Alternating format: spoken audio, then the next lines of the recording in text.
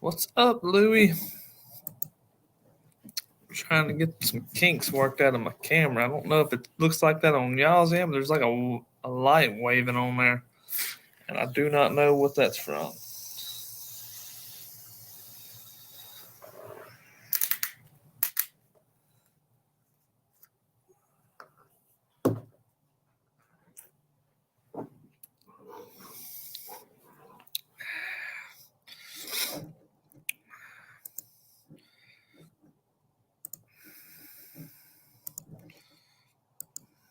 If you want to hop on, Louie, here's the link, bud. You see it? I don't know why it's doing that, man. There's no light up there flashing. I don't know.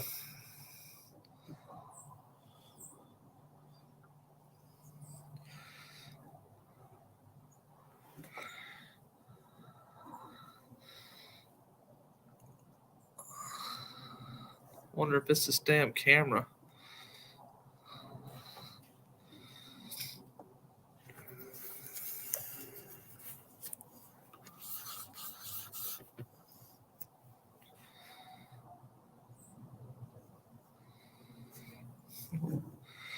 What's up, man?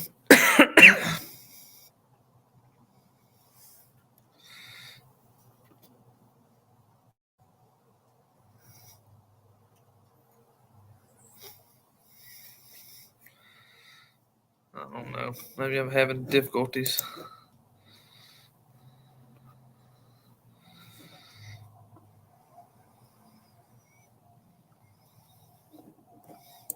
What's up, Russ?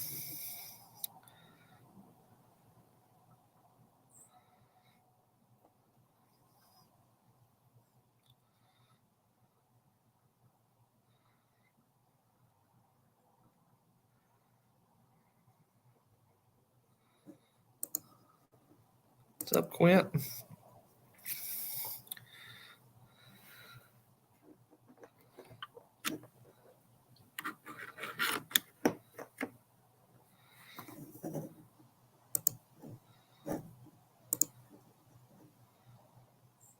No, that didn't help.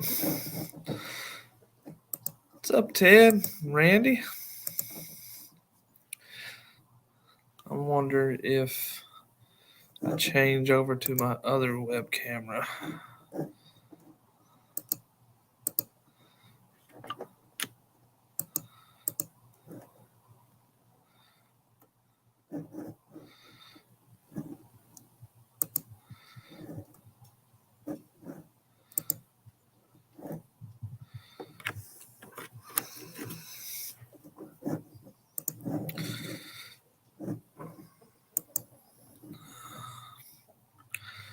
I'm having a little technical difficulties, guys. Bear with me.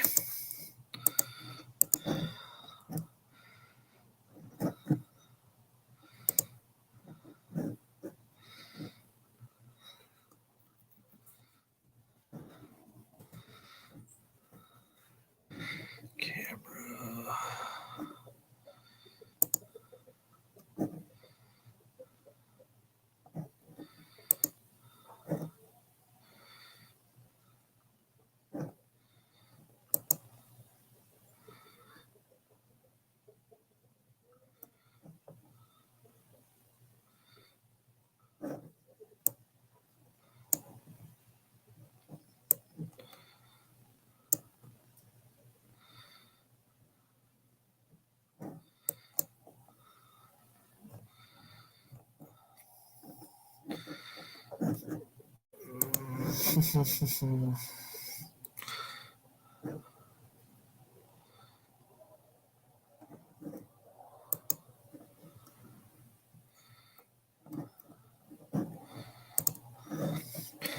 Let's try something else here. Maybe it's this damn camera. It's not working right.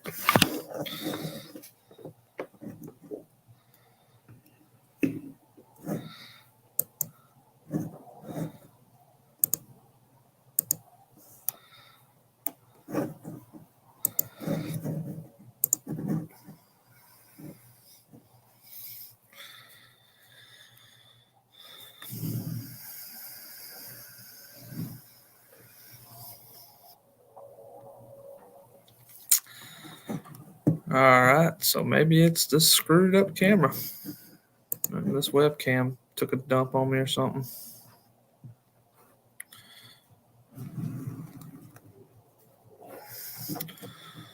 Okay, let me get caught up in chat here. Ted, Louie. Yeah. I don't know why I keep getting damn web cameras. The one I got on my computer works pretty darn good. But this same thing my other one did before it crapped out on me. I'd go give it a bad review on Amazon. It's not old at all. If you want to jump on, if anybody wants to jump on, go right ahead. My damn gate back there is crooked. Oh well. We in the barn. I was going to set up out there by the pit, but that wind's a little nippy out there. So I just do it in the barn again.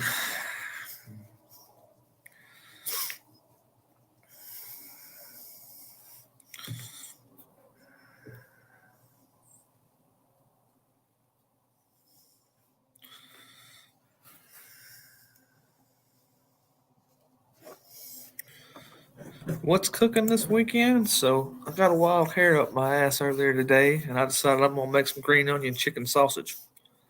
So I went to the store and I bought me 5 pounds of breast meat, 7 pounds of chicken thighs, boneless, skinless thighs, and went to my local butcher over here, and I should have checked before I left because the girl didn't act like she knew what I was talking about. And I needed to get 3 pounds of pork back fat, and she gave me just regular pork. So I cut all the damn fat I could off of it. Still ended up with 1.5 pounds, but I'm gonna roll with it. It'll still be juicy chicken sausage. Yeah, the wind's pretty bad out there still. Yeah, it was. So our cold weather was this morning. It actually warmed up a little bit, so it's not bad right now. It's not bad at all. I seen you was doing I guess you're doing a video on that stuffed chicken, Russ.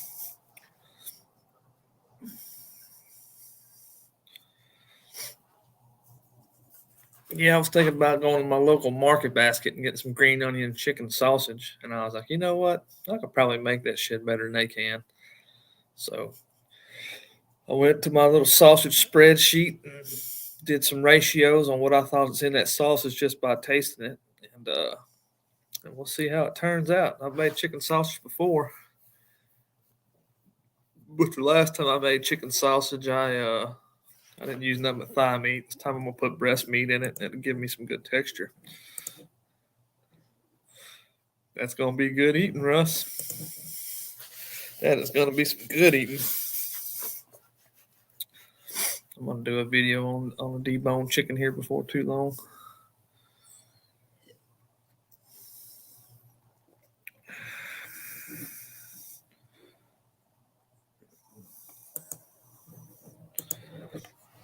Nah, man, I don't. So I've never used sheep casing before, so I really can't knock it. But I'm not a fan of sheep and goat. Period. I just don't like the way it tastes. So that's gonna be hog casing for me because I still got over half a hank hog casings that I need to use up. So I don't buy new casings until I use what I got up.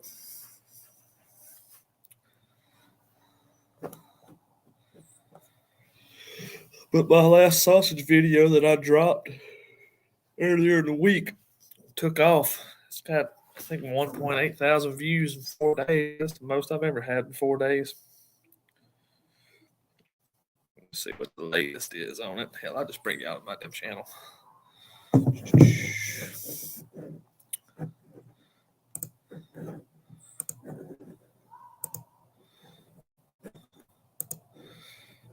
Leprechaun, what's up, man? Let's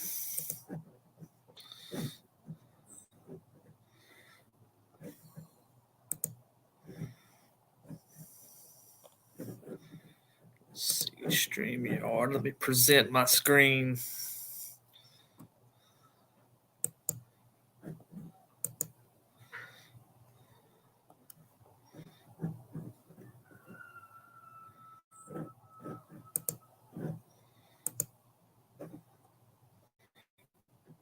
right, so we got my screen up. No, I need to go back and redo that. Let me move that off. That's confusing.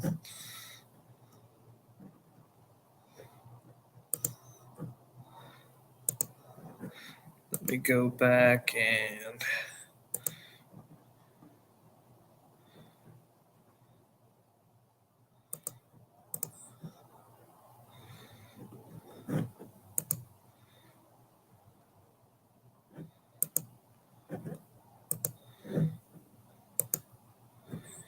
all right, so here's my YouTube creator tab. I done did that survey up there. This is my studio. I'll bring y'all to my latest video analytics. This video right here is done very good. My Texas hot gut sausage. 1,722 views. Got 1,200 views just in the last 48 hours. So I joined a couple more sausage groups on Facebook and shared into those. Some that had 30,000 plus people in them, and it took off.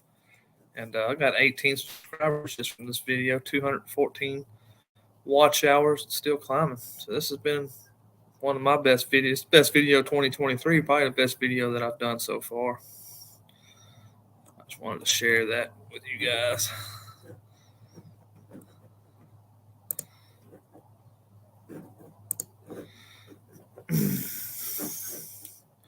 Get caught back up on the chat. Franco Farms Barbecue. What's up, Franco? Brisket Medic. What's up, Zach? How you doing, man? Randy Franco. HR Christie. She's good at it.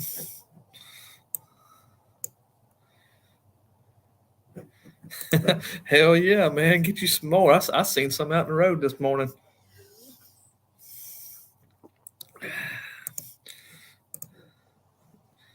Jealous medic. Yeah. So sometimes when you're shooting these videos, you don't realize how good of info you're putting out there. And I went back and rewatched the video. I hardly ever rewatch my videos, but I went back and rewatched that video, and I was engaged in it the whole damn time, and I made it. So I guess I done good on it. Some fried backstrap, man. I forgot I've got backstrap in my freezer. I need to start eating that stuff. Papa Haas Barbecue Smokehouse. What's up? I got the wrong camera on. Hang on. Let's just say you look a little different. Yeah. Let's see. Camera resolution. So I'm going to work on a brisket boudin sausage, Ted. I've never done it before, and I've got all the stuff to do it. I need to do a trial run before I try to do a video on it. I know why. I had my 4K stick unplugged. Let me try it now. I bet it is cold in Michigan. Hell, it's cold down here for my taste. Yeah, there we go. Imagine what Michigan feels like. Test. Okay, that should be it. Yeah, that's your normal view. I guess my little cheap webcam I bought off of Amazon, I was about to take a dump. I don't know if you've seen it earlier. It was like I had a strobe light on me or something. Yeah, I don't never use the one built into this computer because it stinks really bad. Well, this one right here, the one you're seeing right here is the one built in my computer. The one that I bought off of Amazon was the one that was giving me problems earlier. I bought a few of those, and I end up using. I've got a camcorder that I used to shoot videos with, a Canon, and I've got a power supply plugged into it, so I don't have to worry about batteries. And I just use it strictly for live feeds now. It's not 4K. Yeah. So I did some testing on my Sony ZV-1 and done that battery pack thing with it. And even with changing that setting to where it don't get hot, after 2 hours it wants to shut off anyways. It says it's too hot. So it really ain't good for live streaming. Yeah, I tried using mine one time for that and found out real quick it'd be an issue. So these camcorders, they're not like that. They never overheat. They never, you just hook a power supply and you're good. That thing will run for hours and hours and hours. Plus it's 1080. Yeah, this is 1080. It's not 4K, but it's good enough for live feeds. I just got to evaluate what the pros and cons are between a digital camera like I use and then an actual camcorder. A camcorder, it kind of limits your things you can do. Like if you want to blur your background and, you don't, I got mine set to automatics, but it looks good. And if you're just shooting by yourself, that's the way to go. You just hit record and you're good. You ain't got to worry about light, ISO, or any of that. Well, you got to worry about light, but not on your ISO. You just make sure you lit up good and the camera will do the rest, but I wish these were 4K cameras. If they were, I'd still be using them, but everything I shoot and have for at least a year and a half probably has been 4K, so I don't want to go backwards, Yeah, I looked into 4K on my camera. It will shoot 4K, but it takes a little longer for my computer or my laptop. Hey, y'all quit. My laptop don't quite got enough gigabytes on the RAM to really render 4K out good. It takes too long as far as the editing goes. I just realized what time it was. It's time to pop another gummy. A half a gummy. Hell yeah. It's y'all are Eastern time zone where you're at, huh? Or are you still Central time? We're Central. Central Standard Time. Yeah, the line changes Eastern somewhere like in Georgia. Not quite to Atlanta, right. Before you get to Atlanta. And if you go down to Florida, that would be somewhere around Tallahassee. And, it's just that straight line that runs through there. We're more west of that. Florida as a kid and it changing time. Yeah. Yeah, we are Eastern, same time. If you look on your phone or whatever, it'll say Chicago time. Because Chicago time, what they call it. That's what we are. We're set time. New York time, that would be your Eastern, I got a bunch of excited dogs down here. What are you laughing at, Christy? No telling. Yeah, it's a little cool here. I don't know where this damn cold front came from. Yeah, man, I wouldn't, I brought this thing I'm wearing over there. My wife just washed it since last week when I wore it. And she said, you better take that with you. It's cold out or going to get colder. And they're talking about getting in the upper 20s tonight, which isn't cold, to a lot of people. But down here, that's pretty nippy. Yeah. And I even noticed that offset, man. And I ain't never noticed it. It was so much cold wind. It was really fighting to keep. I was trying to keep it at 300 degrees on this cook, and it never got below 250. But we had to keep pushing them logs in there, man. It's just like, dang. Offset smokers don't like wind. I don't care how good it's built or how thick it is. If you got some high wind, you're fixing to fight it every time. And we did. I mean, not bad. It's just worse. It's just like every 20 minutes, I'm like, dang, man, throw another one in there. Finally, we got it up. Then it overshot it, like it's good enough. It was right there at the end of the cook, so I didn't mind because it crisped that skin up really good, Yeah. It never got over 330, which we baked chicken at 350 inside, so we're all good. It'll work. Yeah. Yeah, it's freaking cold. Yeah, you got to figure that cold wind's going there with the heat. It's going to cool it off. Yeah.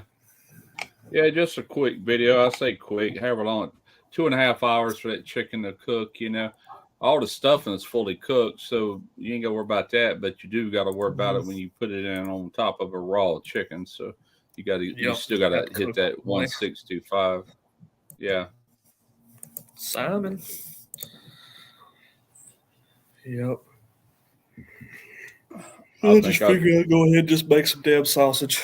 That's my last sausage video. Is doing pretty dead good. I figure I'll put another one out here in a couple weeks. I want to do that. Your Texas hot guts here before long. I ain't gonna sit here and beat my own chest, but man, that's some of the best sausage I've made to date, man. I was eating some at work the day before yesterday. Heated some up. That's really the first time I ate any of it since I made it. Besides trying it that day in the video, it was good. Sure looked good. But yeah, I'm on. That's on my current things to do here soon. But I've got a few other things ahead of that. I've got to get knocked out. Today was just last minute what I want to do type thing. About two Yeah. nights ago, I'm sitting there thinking, I said, I was talking about doing a deboned chicken, stuffing it and all Mhm. that over a year ago. I'm gonna take this one, get rid of it, and so I done that. And which I didn't show making the boudin, but I talk about it, and I've got a video I can point people to. But it was mainly Yeah. like showing how to debone a chicken, and I didn't do it whole. What I mean is, I split the back Hmm. and pulled it open like that, and then rolled it like that, and then trussed it up. I would Yeah, that's the I, I easiest would way to do it. I would still be there if I was trying to debone that entire carcass without being able to open it up. So that's the easiest way to do it. What you It's the got one there? that keeps knocking the table. Oh, shit. Now go So George, I got a on. contractor coming to give me a quote on finishing my kitchen. Let's see how bad this is going to hit my wallet. That's going to hit you all. And everything's high as hell right now. I was going to say, man, ain't nothing cheap no more. Nothing. Hell, chicken used to be the Ridiculous. cheapest damn thing to buy. I've spent freaking $40 on chicken a day. Yeah, that's like that. I made that crawfish George. boudin here a couple weeks ago. And my son, my youngest son, the one that come down here from Philadelphia, wanted me to make it. And so I Mm-hmm. made it, and he paid for it. He sent me $100 through Cash App. Says, "Here, make it."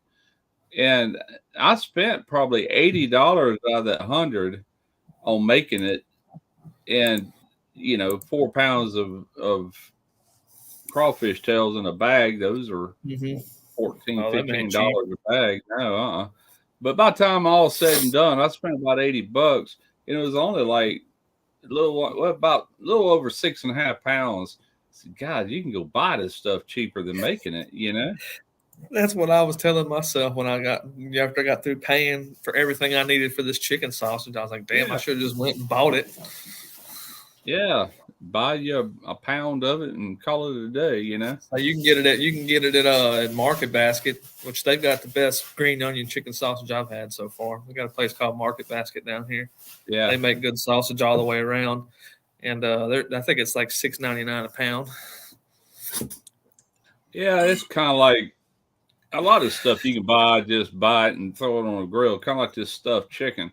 I did one a few years ago on my drum smoker, but I bought the chicken already stuffed with the boudin, and Mm-hmm. it was already seasoned. All I had to do was just take it out of the container it was in and pop it on the smoker. And Yeah. when I did that video, I asked the question, who all wants to see me debone my own chicken and stuff it. And I'm just now getting back around to that. It's been on my list for a long time. I've just been pushing it back. Yeah, So that's on my to do list too, man. I got so much stuff. Which I'm 4 videos ahead right now, and either next weekend or the weekend after next, I'm going to have to get after it and shoot about 3 or 4 videos because I'm going to start nights on February 6th, and I probably yeah. won't be back on days after March. Oh goodness. So there may be a little while where I go MIA, and that's why. Yeah. Yeah, I remember them days, man, trying to juggle all this YouTube stuff around your day job. Smoked cheese, Jorge, will last a couple weeks in the fridge, 3 or 4 weeks. It'll last a little while, maybe a little while longer than that. But all that cheese that I did the other day, I froze most of it. Vacuum sealed it, froze it. Yeah, it'll last. If Vacuum you sealed it, last a while. if you vacuum seal it, it lasts a long time. The biggest culprit to any cheese is if you open it and put it in a Mm-hmm. baggie and it's still got that air in there, it'll start molding on you, which you can Yeah. cut the mold off and still eat it. It's fine. Yep. Cheese has a long life inside a refrigerator, but if you vacuum pack it, it's even better. I want to say the dead expiration date on just from the store was like a month or something like that. So Hmm. smoking it and vacuum sealing it probably lasts a little bit longer than that. Yeah, it don't last that long around here, which we don't smoke a whole pile of it or anything like that. Derek did some cheese here a while back on that new Camp Chef. He did a little video with it, and I guess they went through all that cheese by now. That's been a while.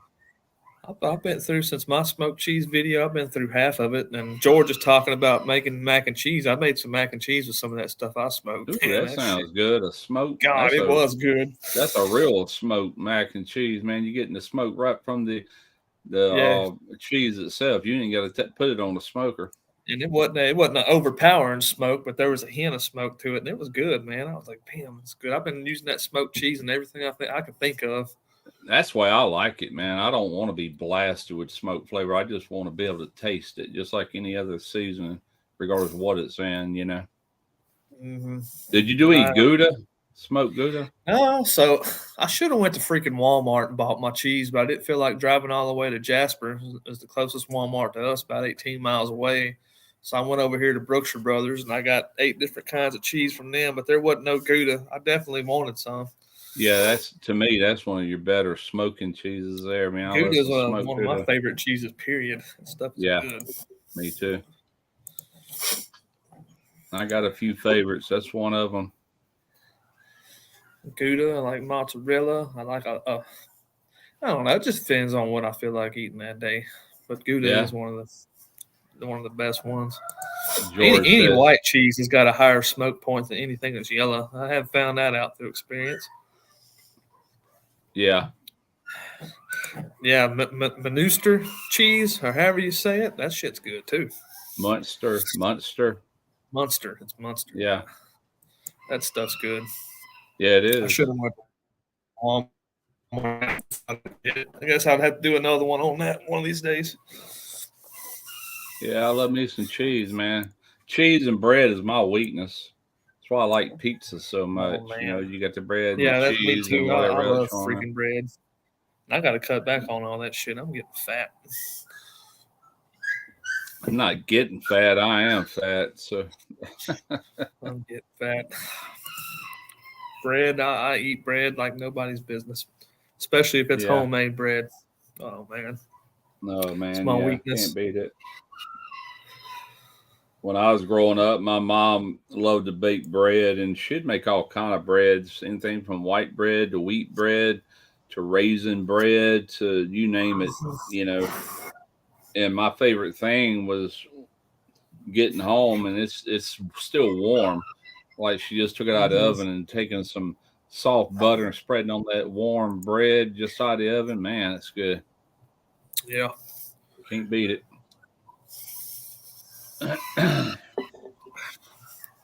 Can't my beat it. wife, she makes homemade bread all the time, man. It's good. Yeah, I'm downloading all my footage to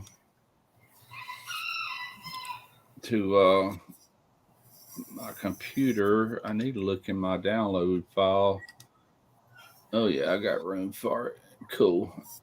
Now I I got to had to train. clear a bunch of my stuff out because I don't have a dead upgradable RAM on this. I can't put more space on this laptop. I've only got one 512 gigabytes of storage on here. Yeah, I got to transfer all this stuff out of my phone too. But the good thing about YouTube is you can go back and download your videos back on your damn computer. Well, let me tell you something. Speaking of that, before I get into what I'm getting ready to do, you can easily download it from like where it says content, shows all your videos. It'll say Mhm. download video. Now that is not sending you the same file you uploaded. If you upload it in 4K, it's going to give you a 720 high definition version of that. But Yeah. there is a way to let me show you here real quick. Let me see. Let me pull it up in the background. I actually watched a video on how to do it. I knew you could do it. I just wasn't sure how. All right, let's see here. Create new. Yeah, George, I'm not a baker either, man. A pizza's about all I can bake. That's it. Oh crap! Expired. I guess it's done expired on me. Took too long to do it, but at any rate, what you do is hang on again. Let me try pulling this up again.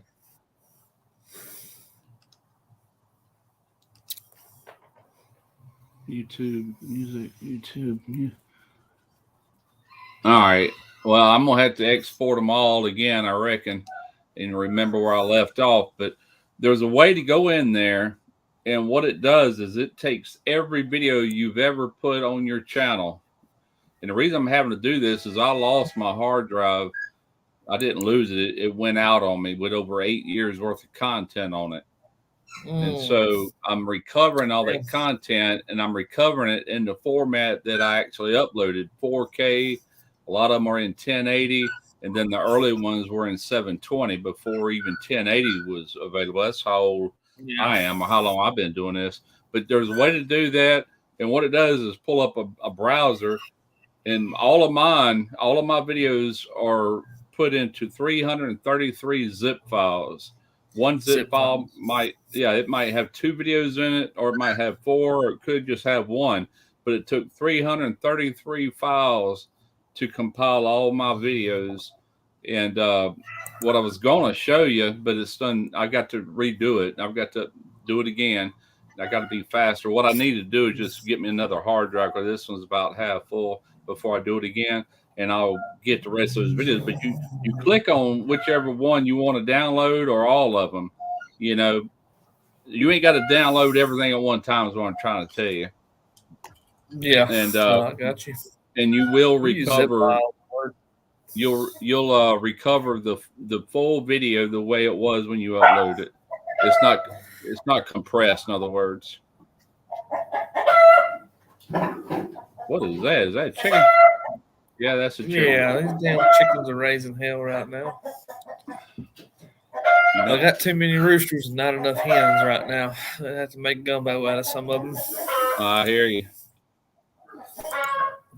But yeah, I've been for days now. I've been doing like 10 a day, and I guess I should have been doing more like 50 a day. I'd be through with it.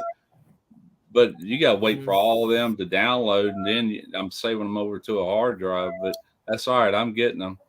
It pisses me off that done expired. I didn't know it had an expiration on it. So George is asking what a good cheap camera is that records 4K. I think the Sony.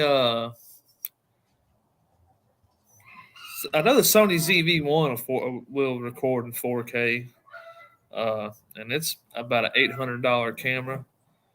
And I think the Canon M50s will. What's up, Guggen? Barbecue chicken's good. Yeah, it is. There's another one. What's that one that Mike Triple B's got? I know his will record in 4K. I can't think of the damn name of it. It's a Sony. Same one that Randy's got. I think Randy Shifter's got the same camera. Okay, I'm not. I don't remember.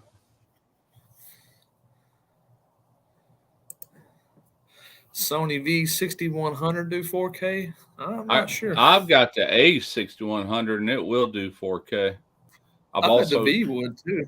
I've got an A60. Got an A6600. Then I got that ZV10 like you got. ZV10. I think that's what Randy and Triple B got. Okay. Yeah, ZVE10. That should record in 4K. The ZV1 will record in 4K. The 10 should. God damn it. Hang on. Hit the cord. What's up, Outnumbered Barbecue? Guggen. Just had a little alcohol abuse here. I spilled my beer. Oh, no. A little bit. Not bad. Let me take these headphones off.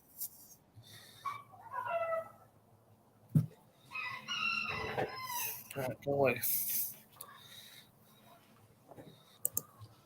All right, this is my Sony. That's my Sony ZV-10. Yeah. And that lens I got, of course, I had to buy separate. And that is actually a full frame lens on this camera. And that's one of them. But yeah, it's 4K. Yeah. Not a bad camera for the price. That's just one of them. That's not my main camera. The only regret I got about my ZV-1, which is as it don't have an interchangeable freaking lens on it. That's the only regret I got about it. Yeah, these interchange. This is my main. This is my face cam, and I also use it for B-roll. But this is the Sony A66, and I got my audio on top. That's my best camera out of the three that I shoot with. Yeah. Then I got A61 too. I think that ZV-1 is about $900. Ain't it? The ZV-E10, I think it's about $900, something like that. When I bought mine, it was about 600, which is only a year ago. And but the lens costs as much as what the camera did. So it's still a $1,200-$1,300 camera. It did come with a little kit lens, but I don't use that kit lens. I bought a decent lens for it.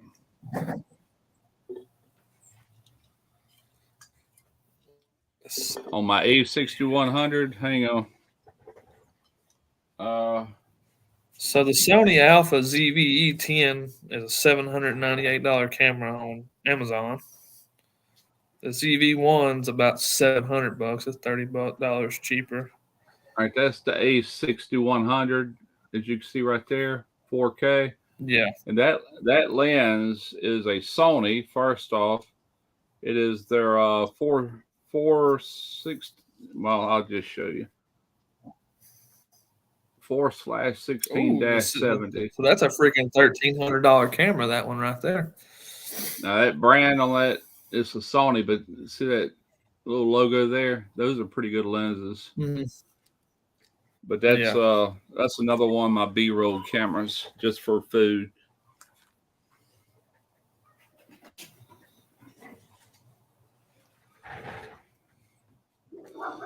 That used to be my face cam until I got to 6600. There are big YouTube channels that film using their smartphones. I mean, the smartphones this day and age, yeah, I guess you can. This is in almost every video. I put this iPhone with it. Outside, the colors match very well. Now, inside, iPhone's known for oversaturating things from their real natural color. And inside with artificial light is where I had the most issue with that. And I have to do a lot of color. I have to do a lot of color matching and color correcting to match my Sony cameras, but they will work. Brisket Medic wants to know which lens you got on your A6100. I just showed him. That was that last camera I was holding. Right.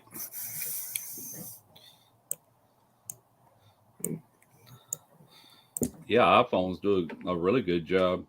You could take just one iPhone and a good microphone, and you could do anything.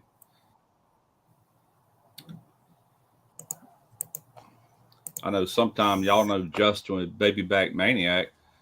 Sometimes, even though he's got all these cameras and stuff, he'll take and shoot an entire video just with an iPhone. Is he still filming YouTube videos? I hadn't seen, or I hadn't seen nothing on my feed from him in a while. Hardly ever. I pretty much gave up on it. And the last two he's done was of a vacation. It had nothing to do with barbecue or anything, but that's what he wants to do. You know, his prerogative, his channel. But no, cooking wise or anything like that, he ain't done that in a while, man. So much potential there. Yeah, I used to watch him. Yeah, he watch him, and is T-Roy Cook still putting stuff out? I ain't seen nothing from T-Roy in a long time. T-Roy moved to New Mexico and sold all of his pets or gave them away or something. And if he makes videos in the future, I don't know. He'll have to buy the pets and stuff. But yeah, he moved, him and his wife. I know that. Oh, that's happened since August. He was on that live feed every week with Rob, that homeowner. That's right. Yep. And I remember seeing him on there. Then after that was it for him. He packed up, they left. And I guess he ain't worried about it no more, you know. They're retired. He don't need it, so, you know. Yeah. You know well as I do, this can be a job if you let it. Tell you what, for me, in the last 6 months, it definitely feels like a second job. Yeah. But I'm trying to get to 1,000 subscribers and see where it goes from there. Well, that's all I do, and I tell you what, it feels like more of a job I want it to sometime. Not so much on YouTube, but I just got back complete control over my Smoker Is Facebook page. I was with a media company for the past year, and everything's back over to me now. And they grew that page huge. I mean, it's 3 times the size of my YouTube channel, and the money Yeah. potential is already there.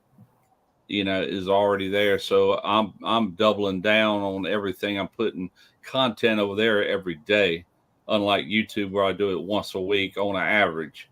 This week Mhm. I'll have 2 videos out, but one of them just a product review. I like to keep those separate, and Yeah. then later in the week actually the one later in the week is a product review, but I'm also cooking on it, so it's cooking video.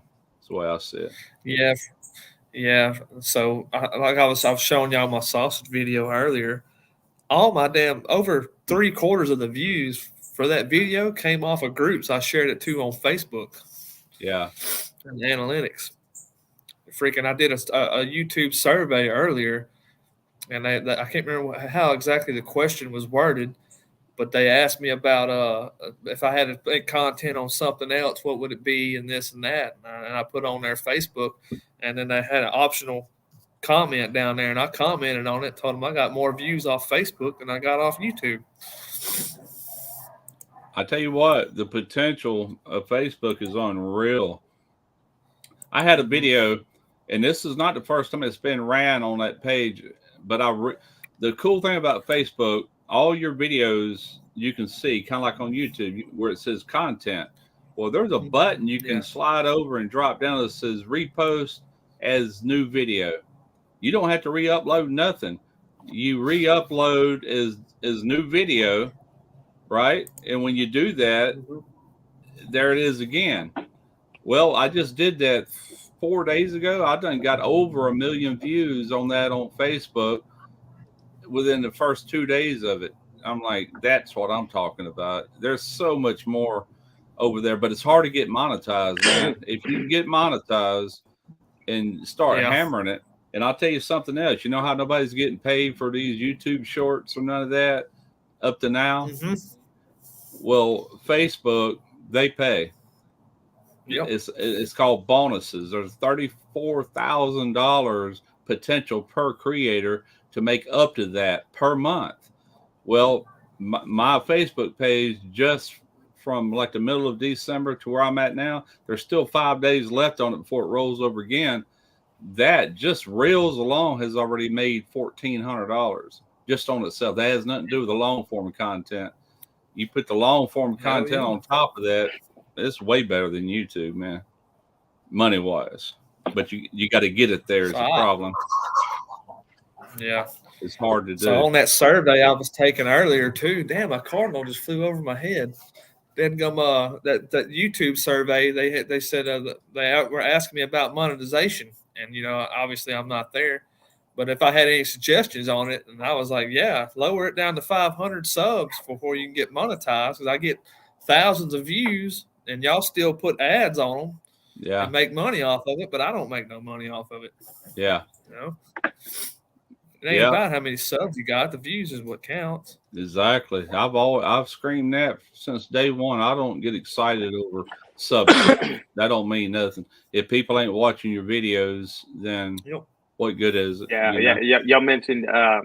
Hey, happy Friday the 13th, guys. Happy Friday the 13th. Oh man, I'm glad you just Y'all now got, told me that, because we done drove to Mobile and back on Friday 13th, and I didn't even realize it. If I'd realized it, I you would might have not. driven. I might not be sitting here right now. But Man, I see all those tornadoes just ripped apart Alabama overnight, right? yeah, they did, and we had some of that bad weather come through here, but it didn't last long. That's some crazy stuff going on in the country, man. Like California is going underwater. Alabama's getting destroyed by all these tornadoes. I don't know if it's bullshit or not, but when I was watching the local news, they were talking about it was like over 40 tornadoes in the South overnight. Yeah. Yeah. I hadn't watched anything on it, but I know it was pretty gnarly there for a little while yesterday. I almost shut my computer down. I'm looking down, I looked at my radar. I'm like, no, it's just about out of here. And I didn't. Normally I do, though. Do you have a storm shelter at your place, Russ? No. I'm actually thinking about investing into a storm shelter. It's these pods that get installed into your garage. Like, they come from Oklahoma, and they anchor bolt them with anchor bolts that are like that deep, and they're shaped like concrete. They're shaped like an egg, and they're permanently installed into your garage. I mean, you can get 3-person, 6-person, 8-person size storm shelters. But I think that'd be a good investment in this day and age. I mean, they actually come and install them in a day. You just ain't a bad idea. Ain't a bad idea because these tornadoes, man, they rip up out of nowhere, and there you go. But it doesn't matter what kind of house you're in. I mean, you see what they do to like big buildings, like Walmart's, Home Depots, all that shit. Tear them up. We get these hurricanes pretty much every year. The threat of them, anyway, every year. Yep. Yeah, it wouldn't be a bad thing. It would have to be above ground, like I said, in a garage, because up further north, they have these shelters where they open the doors and crawl down into the earth. Yeah. We're too wet down here. Yeah, exactly.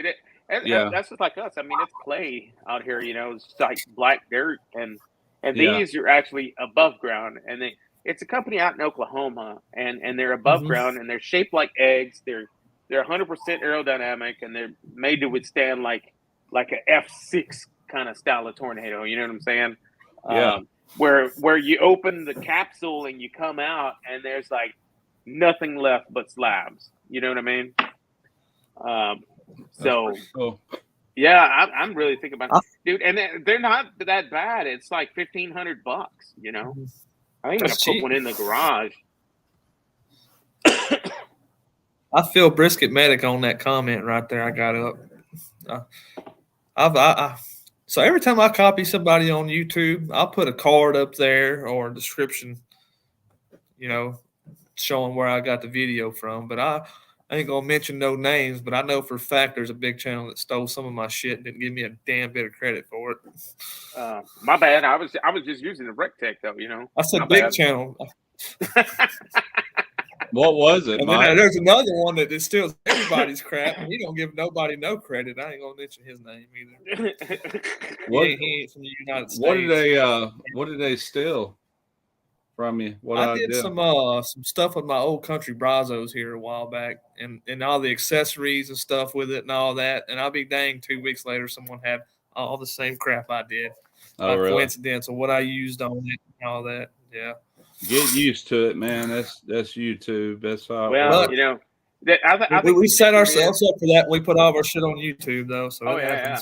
And I think the secret is to kind of document your stuff and throw it out there, but don't tell them like every single little thing. Give them a little thing to chump on, but don't tell them like everything. That. I share everything. No. I share every bit. Y'all watch my videos. I don't hold nothing back. I share it all. That's why I am. Yeah, it's freaking 64% of my viewers are unsubscribed. Simon. If I had the subs with the viewers, I'd be doing good. Yeah, you guys were talking about views versus subs.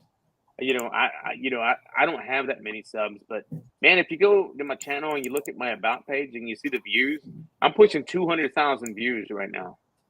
Like I should hit 200,000 by the end of the month, the way that it's going as far as views go. Yeah, but I don't have the subs, and then like I think overnight I had like 650 subs, and then this morning I wake up and I'm like at 647. So it's like they sub, but then they stop, or I don't know what the hell's going on. I don't think Mine goes through people like spurts. being I'll able to get like say 20 in a week, then I'll go 2 weeks without getting shit. Yeah, it's hard to get subs, man. It really is.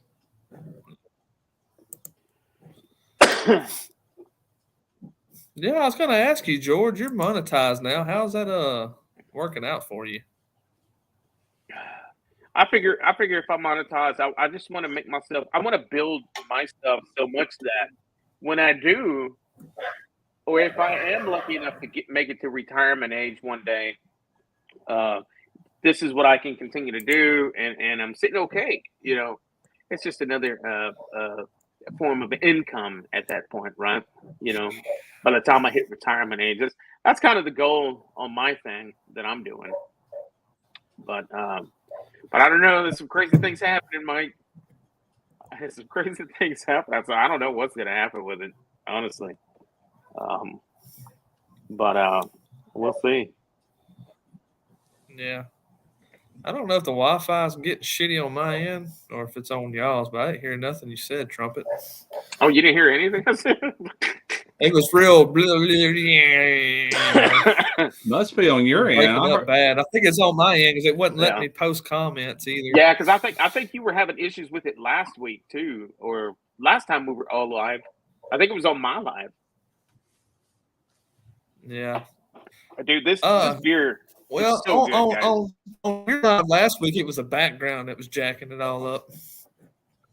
Check out this beer, Mike. Pitmaster. Where'd you get that at? Dude, this is from Twisted X Brewery out in Dripping Springs down the road. They've got this. This is a Pilsner. It's called Pitmaster. And I also got their McConaughey's. I'm going to be drinking the McConaughey's tomorrow on my live. I haven't tried it yet, but I think it's going to be damn good. They've got like 8 different brews, but I'm gonna make a trip down to the brewery over at Twisted X Brewery in Dripping Springs. I'm gonna make a video of that. That's one of my videos this year. Yeah. Twisted X Brewery. Google that shit. Open up a tab and check it out. Brewery? Yeah, Twisted X. They also have this. It's a light IPA. I do like some IPAs, but not, as long as they're not too hazy. Apparently, this was like the perfect haziness for like if you were looking for a light IPA, and they call it the McConaughey's, and it's the can. You know, let me see. I had a picture right here that I sent to Al. I'll show you what the can looks like. So Jeremy Yoder stole Brisket Medic shit. Right there. That's the McConaughey's. You see that? It's a can, and he's like this, you know? But hey, y'all better other hotspot out of the house. I mean, this one's freaking acting all stupid. Let me go grab my other hotspot. I'm using my phone right now. Yeah, go ahead. Y'all just come. I'll be back in a minute. Did you film any videos today, Russ? Or this week at all? I shot one today, yeah, over Mobile. Just got back about 4 o'clock, 4:30, something like that. About Lance. Yeah. Let's see, what do we have in here? Oh, that kind of trips me out whenever I'm like on a StreamYard on somebody else's live, and I'm trying to click on these comments, but it won't let me. Yeah, I got to shoot a review video Monday, get it out Tuesday. Then I got to shoot another video showing a new little smoker I'm getting, and do a little cook on that. I'm gonna do that one right here. I'm not going to Mobile. Yeah. And how far of a drive is it? 45, 50 minutes, something like that. Oh, that's not too bad. I guess that's not too bad. No, it's not. It's all interstate for the most part, or a lot of it. 70% of it's interstate. That's not too bad, and it kind of helps with the, as far as I guess when you hit retirement age, like the getting your shit ready, getting out of the house, and going to work. You know, driving yourself to work. Yeah. To go and film something for a few hours and then come home.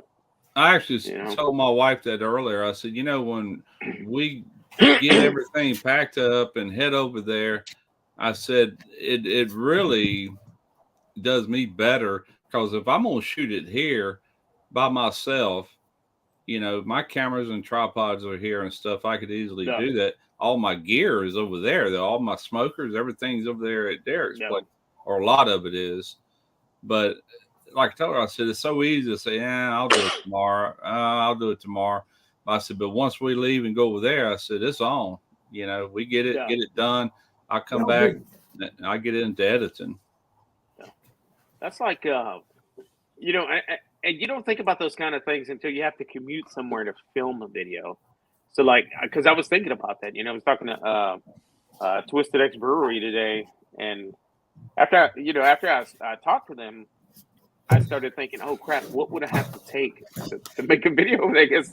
Because they're not going to have everything you need over there. Right. I guess I'd have to take a tripod. All right, guys. If I lose y'all, I apologize. But I guess the good thing is I film everything on my phone. I film everything on my phone. So that's the good thing. So that's just in my pocket. So we'll see. Yeah. Mike, are you froze up? He looks froze. Kind of. All right. I think he's there. It is. There he is. He did say over to so that should be better now using this one. You looked fine a while ago with the other one, but you said we were coming in crappy. Yeah, I couldn't hear nothing y'all were saying. It was skipping. Yeah. That should work better. So I use my mobile hotspot a lot of times when I'm out here, but I guess it's starting to run out of data. So then I switch over to my other Wi-Fi from in the house. It just kills the kids' videos games and they get pissed off. I see Lance is talking about Porter Road. I got another Porter Road package coming in Saturday, tomorrow. Nice. Yeah. I heard they cut a lot of heads. They did. At the end of the year. I thought I might have been one of them, and she emailed me. And what happened, basically, the last time they sent me stuff, I did not do what I normally do and actually do a lot of mention about them and stuff like that. So I didn't make a lot of sales, And she emailed me and said, look, she goes, at one time you were like one of our top whatever affiliates or whatever. And we want to offer you a $150 gift card towards some meat for future videos. Normally they just give you what you want. Yeah, that's awesome. So I said $150. So I went in there and looked, and I thought of a few ideas, and then she actually threw a few extra things in there. But up to this point, they've always just asked you, what do you need? They send it, and they always threw extra in there. But now they're really getting picky about it, which I knew that was going to happen because I didn't really do what I should have done, what I'm saying, for them with the last batch. And I have all this time up to then. I don't know, it was just certain reasons where it wasn't top thing on my mind. I wasn't worried about it. And, but how long have you been with them? A couple of years, two and a half years. They'll keep you on board. You're one of the older guys that have been there. Yeah, I heard they cut a lot of heads, man. That's what I heard. Yeah, if you can't make them money, I don't know what they're expecting, but they look at it per quarter. If you don't make them so many dollars, then they don't need you. They're not going to give you anything, Yeah. Can't blame them. I mean, it's kind of different than like if you're dealing with like a rub company or like something like that, because you're talking about protein, and that's plus it's consumable. Just shipping in these boxes where it's exactly with all the dry ice packs and getting it to you in good shape. That's expensive, man. Yeah. But I like it because it always has to be. When you think about it, it has to be premium shipping. Porter Road. So they dropped a lot of people they were sponsoring, or what y'all talking about? If you can't sell enough product for them to where they think it's worth fooling with you, they're going to cut you loose. Bottom line. I've already proven to them I can sell, but I thought that was going to be it for me. And I kind of done it to myself because I just wasn't throwing them out there like I should have been. And, but they're going to give me another shot at it. So, hey, let me redeem myself. Yeah, that's cool. When I first ordered my meat from Porter Road, they offered to reimburse me for it, but I turned down because I knew no one's going to go to my affiliate link and buy shit off. Yeah, it's rough on a man. small channel like me, so I just didn't even go that route. And you gotta. It's a law of averages. You got to get views. If you got good views, and you're going to make some sales. You know. But I did a lot of their. I ordered beef belly from them. I ordered what else did I order from Porter Road? Beef belly, and there was something else I ordered from them. I can't remember what the hell it was now. I have to go back and look at my videos.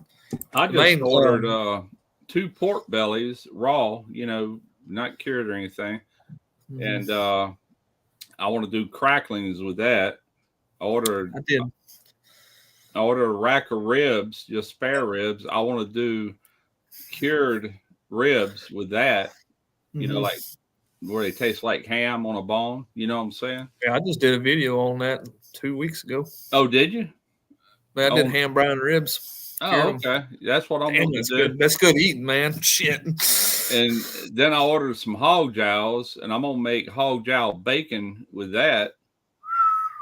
That'd be good, man. Hog jow's awesome. I accidentally hit on there two shanks, pork shanks. And I emailed her right back. I'm sorry. I said, I ordered shanks. I meant to order jows. And she goes, oh, no problem. She goes, I'll just throw them in. Talking about the jows, says you can't never have too many pork shanks. I said, yeah, that's right. And then there's some other stuff. I can't remember what it is, but I've got some pork shanks up there at my butcher shop earlier this morning when I was getting some pork back fat for this chicken sausage, man. But they didn't have no damn meat on them, so I didn't buy any. They were all bone. Man, I hope you got. It was pork brisket. I got pork brisket and beef belly. That's what I got. Yeah, I still got one of them pork briskets in my freezer. I didn't get that, Lance, but I have had it in the past. I know what it's like.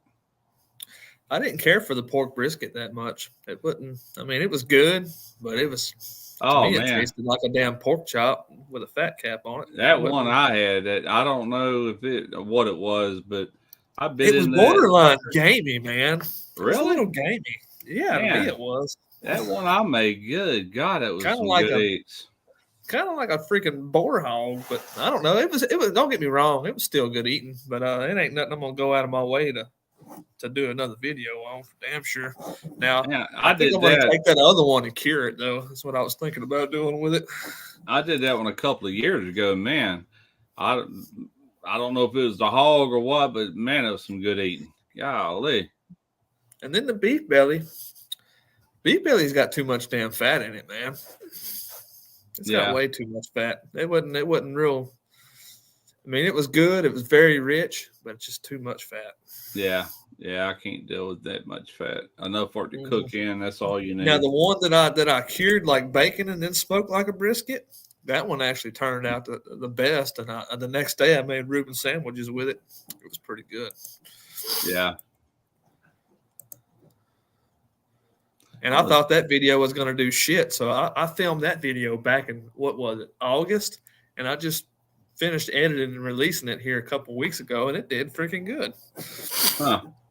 Because my first beef belly video didn't do shit, man. It's only got 315 views on it right now. Yeah, man. Who knows? No rhyme or reason behind that. Why some take off? The cured beef belly, it took off. Yeah. I think it's almost at 1,000 views now. That would be almost like a pastrami, I would think. Yeah, so I mean, it was pretty close to a pastrami. It just didn't have the pastrami seasonings on it that you normally have, like the pickle and spice and all that stuff. But it was good. It was salty. It was beefy. It tasted better than the regular one did.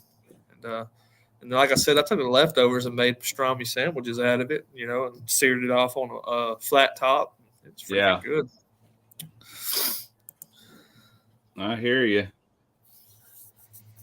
Yeah, I got some other stuff coming with that. I just can't remember what it is, but that's the plans anyway. Yeah.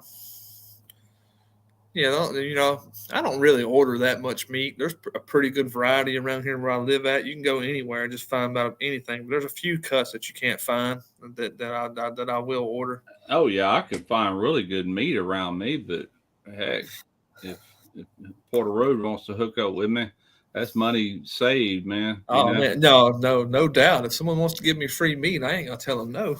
Yeah. Shit's high. Yeah, it sure beats what I can get at Walmart. But we do have a couple of butcher shops here. I mean, they're like really high end butcher shops. So I can get anything I want, but God, it's expensive, I've never tried none of that Berkshire pork. Everybody says it's the Wagyu of pork or something. It's good. It's really good. Yeah, it's pretty chilly out here tonight, but it ain't too bad. So you have tried all that other crap. So how can you compare it with HEB stuff, like Porter Road versus HEB? And I'm talking premium cup, HEB premium cuts versus Porter Road. So HEB's got some kick-ass freaking meat. You're actually going to pay a little less than Porter Road because you got to pay shipping with Porter Road. So, I mean, because I know that you've ordered like the pork bellies and stuff. I got a pork belly from Porter Road compared to HEB. Really ain't much difference in it to me. Yeah, but okay. That's kind of what I was curious about. Yeah, you want to go to Porter Road. Yeah. HEB's got a good selection of beef. I'll give them that. HEB's probably got the best selection of beef in our area, but and their pork is somewhat good, and then it kind of drops off from there. Yeah. Russ, so where you're at, you're in southern Mississippi. So where would you go? What store would you go to walk in and buy a brisket where you're at? I would go into Rouse's. They have brisket. Winn-Dixie, they have brisket. Or either one of these two butcher shops I was just telling you about. They have really good briskets. Walmart's got them, but I'm not buying a brisket from Walmart. If you do happen to have to buy briskets from Walmart, get the Angus Choice brand Walmart brisket. It's Angus Premium.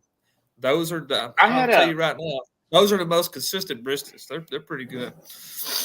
Hey, so listen to this, guys. I don't know if you guys ever heard of this, but I have a buddy of mine that will no longer buy briskets from Walmart, and I asked him why. I mean, what's going on with that? Like, I used to get them all the time because they were cheap, dude. I remember briskets there at Walmart with like $1.99 a pound, like super cheap. No yeah, and he said that if you go and buy a brisket at Walmart, to take a magnet with you, like a pocket-sized magnet that you place on top of that brisket. Have you guys heard anything about that? Because something about something about those briskets at Walmart that, like, if the magnet gets stuck to that brisket, you better walk away from that son of a bitch, man. That's what he was saying. I've never heard that one before. Never ever. I don't know if he was just talking. I don't know if he was talking poo poo or what. But I think I might actually have to try that. Yeah. So what's in there that would make it magnetized? I don't know. That's like I'll find out. I'll get some more information by tomorrow when I go live. I'll have more information about that. I will. Yeah, I'll have to Google that one myself. I've never heard of it. Huh. Well, everybody says Walmart briskets, this and that, but HEB, Walmart, they all get them from IBF, Sticks. They all. Well, get them from the same place, you think? I mean, think about Sam's. Who owns that? Walmart, Yep. Yeah.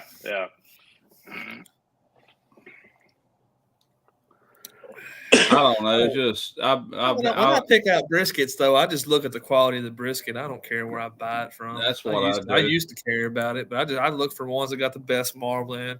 Well, the biggest biggest problem I got with briskets right now is they are leaving an unbelievable amount of fat on these damn briskets, and you're trimming off like 8-9 pounds of fat off these some bitches now. And they charge you for that. Ridiculous, and you're charging you for it. Yeah, that's ridiculous. I don't do a lot of brisket. I had to buy a brisket at Walmart the other day because they had so much damn fat on them, man. I was like, man, I'm not paying this much for this brisket, this much fat on it. I've got probably 4 or 5 brisket, maybe 6 brisket videos on my channel in 10 years. I don't do a lot of briskets because it's such a long freaking shoot. And it's just like, I'll do anything before I'll get back around to a brisket. Don't get me wrong, but it's just always dreaded, man. It's just such an ordeal, because you're filming. If it's just me hanging around cooking, that's no big deal. Not only that, you got to have a lot of people over to eat brisket. And then me, I get burnt out on brisket too. So, I mean, I get burnt out on barbecue, dude. That's the reason I've been doing so many different things. It's just like, I'm burning out on it right now. I ain't gonna lie. Yeah, I mean, when that's all you do and all you eat, I don't get burned out on sausage, but I'm not. I'll fire that pit up this weekend and smoke the sausage, and that's about it. I ain't eating no smoked food other than that sausage. I'm burnt out. It's kind of like this to me. If somebody had a fresh baked pizza, like out of my pizza oven, laying there, and then had a fresh, nice cooked smoked rack of ribs off my offset, guess which one I'm picking? Rack of ribs. No, I'm picking the pizza. The pizza. I didn't hear the whole question, man. I wasn't paying attention. I was reading this damn comment right here I just put up. Yeah, Midwest beef versus Texas steer. And so I think a lot of times that shit's in people's head, about where beef comes from or what grade it is and all that. I mean, yeah. I mean, we do buy meat at Walmart. I mean, guys, remember, like last I read about BBQ was you take the shittiest piece of meat that comes off of that animal and you smoke it and cook it slow and low until it comes out into a delicious masterpiece. So like these primes and these wagyus, it's kind of cheating when you think about it, right? So real BBQ is taking the leanest freaking brisket that you can find out there and having it so freaking tender and juicy after the cook, That's the real deal, right? That takes real. I ain't gonna lie. Some of the best briskets I've done to date have been select cheap ass briskets, man. You just gotta know how to cook them. I did a select here a few years ago, and I remember thinking that same thing. I'm like, this is damn good brisket. It was just as juicy as it could be. I'm like, I hear all these different videos like, oh, if it ain't prime, you wasting your money. Yeah. Like horse crap, man. All them high quality grades or convenience is what they are. There's a BBQ company out in Elgin, Texas. They're about an hour and a half, maybe about a good hour away from me. Elgin, you guys have probably heard of Elgin sausage, right? I have. I've ordered it. Elgin. A lot of people call it Elgin, but it's actually Elgin. Yeah. Elgin sausage. And so they have a meat market and sausage factory at this place that you can actually eat at. And it's a fantastic, huge place. Dude, you should see the briskets that are behind the glass there. Oh my God. Huge, massive monsters, man. Packing up all kinds of fat, man. I think they do like a minimal trim on those before they vacuum seal and put them out for sale to the public. I mean, no, they definitely do. Wow. They don't make that money. Everybody's doing that right now. Everybody's trying to recoup what they lost from COVID. Yeah. But, we do buy meat from Walmart all the time just to eat our suppers and all. Matter of fact, the chicken I used in today's video was a Walmart chicken. But when I think of brisket and plate ribs and things like that, I'm thinking of going where I don't like going. That's the butcher that's going to charge me an arm and a leg. But I want a good quality, Yeah. But with brisket, like I said, I'll go to Rouse's. They got pretty good briskets. They're usually choice Angus, which is a black Angus choice, which is a good brisket. Black Angus is good. There's no doubt about that. That's me. I don't care where I buy my brisket from. I go and look. If this store don't have something that I feel like buying, then I go to the next store, go to the next one. Then sometimes I don't buy no damn brisket at all. I don't like none of them. Yeah. And that has been the case here lately. It's all been shit. Yeah. I've seen big on prime briskets with hardly no marbling in the flat. And if it ain't got no marbling in the flat, I mean, I will cook them, but I ain't gonna cook them if I don't have to. Yeah, that's such a fine line. When you're talking about grades, it ain't as simple as select, choice, and prime. It's not that easy because you have a lower end choice and a higher end choice. A high end choice can look identical to a low end prime in marbling, and be just as good. I'll be honest, man. At the HEB that I buy my briskets at, it's the HEB Plus. Yeah, there's a difference. There's a difference between a prime and a select, and this HEB is insane, guys. It's got the massive monster primes like the ones I just cooked last weekend. It's got the select briskets. It's got the grass-fed briskets. It's got the trimmed briskets, the lean ones, the lean briskets, super trim. And then you get into your Wagyus. They carry the Snake River Farm briskets, a few other different Wagyu ranches that they sell there. Reserves. Yeah, they have a few other different brands. The Wagyus are like physically the biggest compared to prime and select. I mean, they're just monsters. They got a lot of fat on them too. Oh yeah, they do, and it's funny because you're getting non-spec briskets. A lot lighter. They're actually a lot lighter than an actual prime brisket. You know what I'm saying? But you can definitely tell the difference between a prime and a select over at that HEB. Man, I'm telling you. It's like, whoa, shit, night and day, Now, what a lot of people don't know about a brisket is there's spec briskets and there's non-spec briskets, especially in the Wagyu. So all these Wagyu briskets that HEB's getting are non-spec briskets that Snake River Farms is throwing to them, and them other ones. And the way they spec these briskets out is the marbling and how thick the flat is. That's why a lot of store-bought briskets you get are got real thin flats on one side because they're non-spec briskets. All the non-spec briskets go out to the public. All the spec briskets go to restaurants. Yeah, you're right. One type of Wagyu I like. I did some videos for Hassel Cattle Company here a few years back, and they breed thoroughbred Japanese Wagyu cattle with Black Angus. And what you get time after time after time is prime. It produces a prime cut, and it's not too fatty. It's just like buying prime, high end prime, but it's actually bred with the Japanese Wagyu, and I like that, man. That's good. It's a good cross between the two, but just straight up purebred Wagyu, no, I don't like it. It's just too rich, too much of a good thing, man. No, hey, Russ, I'm on board. I'm on board with you. Before. Yeah, Russ, I'm on board with you. Like I've cooked Wagyu briskets, and prime briskets, dude. Wagyu briskets, don't get me wrong, they're great, they're good, but man, I prefer the flavor of a good prime brisket, man. Prime's got a deeper beef flavor. It does. Yeah, I mean, I just prefer the that. Wagyu's like real rich, like eating sweet cake. Yeah, you can't eat a lot of it. I have one of them A4 whatever Japanese steak. They're only like a half-inch thick. Yeah, and it looks like nothing but fat. It looks like a slab of fat with little flecks of meat in it. Yeah, and I did it in a skillet. I've got a video somewhere on it, and I mean, granted, it tastes fine, but it doesn't taste like a steak. Yeah. It don't taste like what we're used to. It's just so fatty. It just tastes different. I'm like, yeah, okay. I tried it.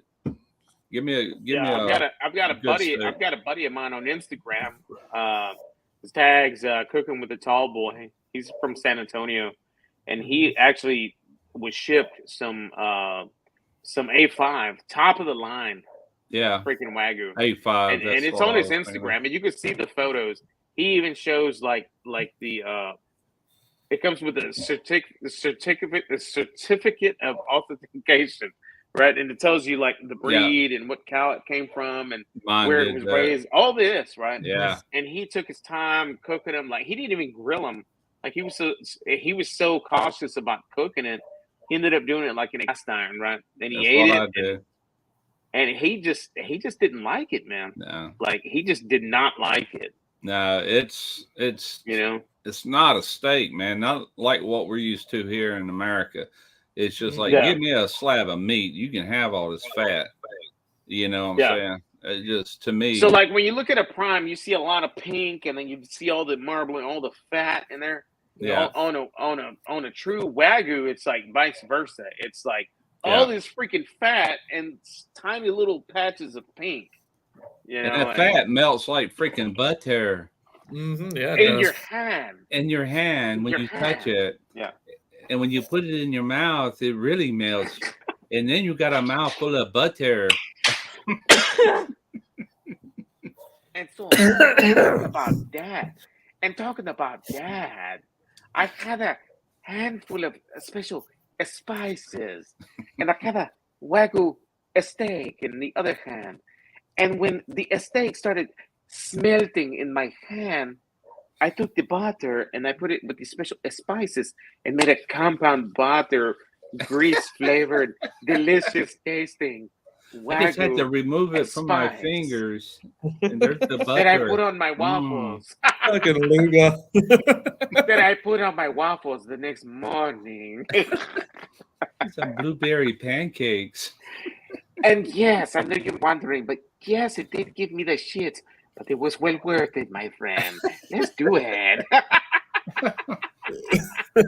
I see Guga's got a cookbook out. I seen a short of something he did, and he was showing a new big old thick, big cookbook. I mean, is cookbooks really a thing? Do people go to the store to buy a cookbook?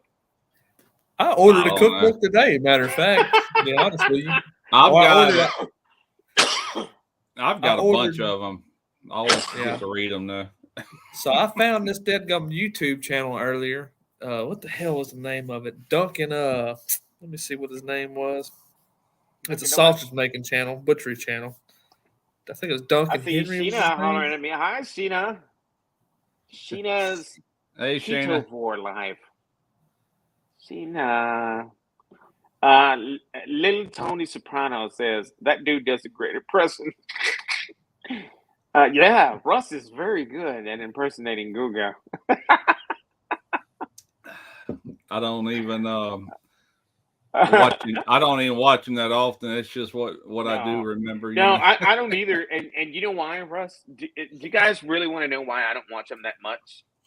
Because there's so much shit that he drops. Like every other day, it's something. Bam, bam, bam. Oh yeah, you're talking about the frequency. Like, it's just constant. I think that's enough to kind of push away some subs. And I'm the proof, right? Because like when it floods me like that, I'm like, oh my God, man, really? Like that much? Yeah. Like, I mean, I understand. Like, and then I'll go back later and watch the stuff, and then I guess I just don't really keep up with certain channels the way that the content creator is expecting people to keep up with their content. You know what I mean? It's like different. I feel like if a content creator has like 500,000 subscribers, I think they feel like they have to create so much content, like 3 videos a week, 4 videos a week, to keep those subs. And that's not the case, because I'll stay subbed. I don't know if I'm different, but I'm just not going to watch all those at one time. What I do, there's a few channels I watch. I don't watch every video. And, some I've been watching for a long time. And the ones I don't watch every video are the ones that put out 3 and 4 videos a week. I don't have time to sit there and monitor that close. It's kind of hard. It's kind of hard to keep up at that point because notifications are already telling you of other channels. And so you kind of like me, my notifications let me know, like, look, I think there's a video that Jorge dropped just a couple of weeks ago that I still haven't watched. But the way that my notifications work, it's like bam, bam, bam, bam, and it's like, and then all of a sudden, if like I have all the notifications, like put it this way, like Google's channel, Google Foods, yeah. I don't have. You got 3 channels. I don't have the bell anymore. Like I had to undo that because the bell on Google's was like bam, bam, bam, bam, bam, you know, and then it was messing up my flow on what I was already used to watching. Yeah. Like, okay, here's Jorge's video, here's Lance's video, here's Rick's BBQ specialty, here's Russ, here's Mike Brown, you know, and stuff like that. But Google kind of cock blocks everything. It kind of cock blocks the system. Right. Damn my it, system Google. Anyway. It's kind of hard to explain. I don't have notifications turned on to anybody. I hadn't for a long, long, long time, but I'm inside of YouTube every day, 3 and 4 times a day, throughout the day, just to see what's been posted. And I use my subscriptions button over there on the left-hand side, that drop down, and everybody I'm subscribed to, it's going to show me on that page who posted what that day. That's how I've done it for years now, because I was getting so many emails in. I just don't want to deal with it. I just saw Sheena's comment. She saves them into a playlist and she watches them when she can. And I do that too sometimes. Like I'll put videos in a playlist and I'll go back and watch them whenever I have time to. Like all my video watching is done while I'm working. Like Mike Brown, he releases long content. There's another guy that releases long content. He's in Georgia. No, even longer than yours, Mike. He's in Georgia. It's Southern BBQ Cooking or something like that. I've seen him before. Yeah. He releases long, like 45 minutes kind of content videos. That's like he does a great job. He does a really good job. And so, but like while I'm working, I have it playing and I'm listening and I'm working, and then sometimes I'll hit the tab just to kind of watch what he's doing. And that's what I do. Like when I'm watching the videos, is like, okay, now this is the tricky part. This is where you have to, then I click the tab and I'm in there watching. Okay, what's he doing? Okay, wow. And that guy has the most impressive collection of smokers and cookers that I have ever seen on anybody's channel, man. Southern Cooking. Oh my God, dude. So he's a black guy, ain't he? Yeah. Really, real lanky. He's always kind of talking about stick around, don't go anywhere. He don't do no editing. He just films it and goes with it. But the dude knows what he's doing. I've watched a few of his videos, and you're right. He's got I've watched every single one of his videos from the beginning to end. Who is? And I'm just like, oh shit, Mike, help me out, dude. Is it Southern Cooking BBQ? Cooking Southern BBQ style or something like that? It's a real Southern BBQ though, ain't it? Let me look. I think it's real Southern BBQ. He's in Georgia. Very knowledgeable guy. He's just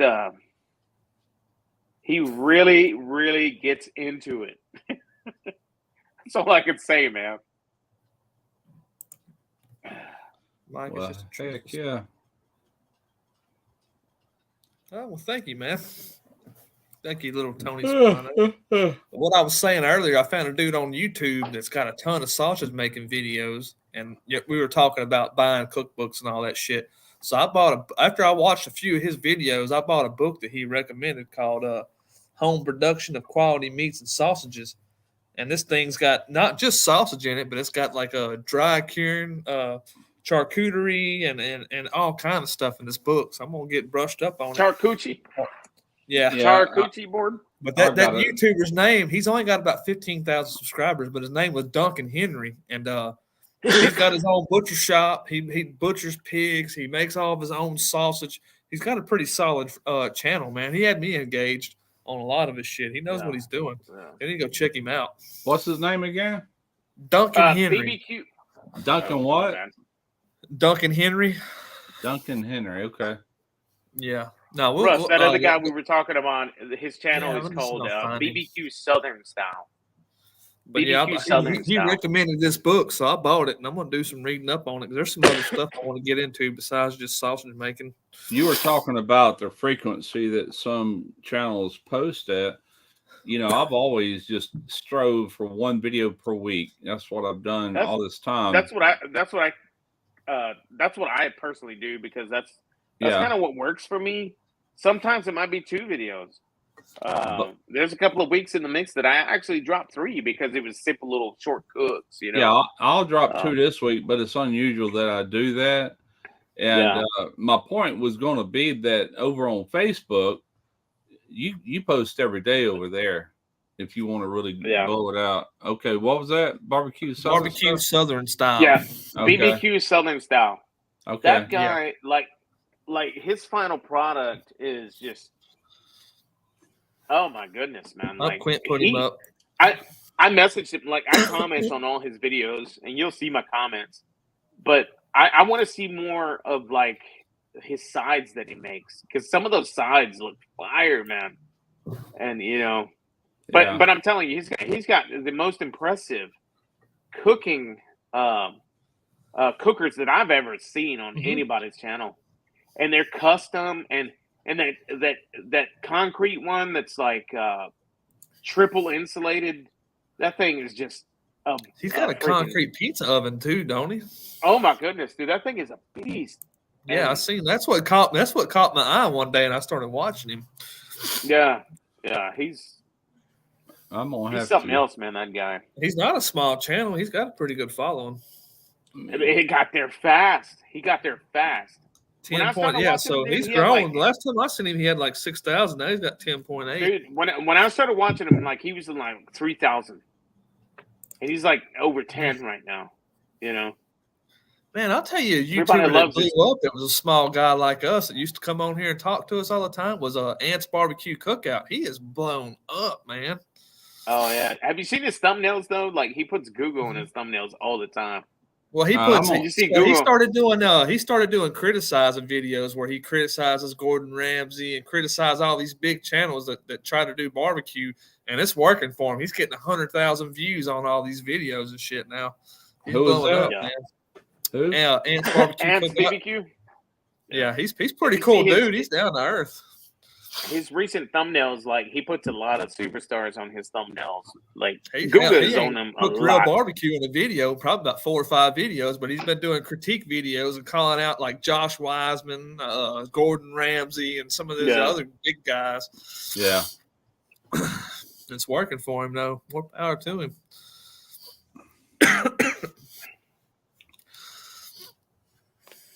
But he's got that thumbnail figured out.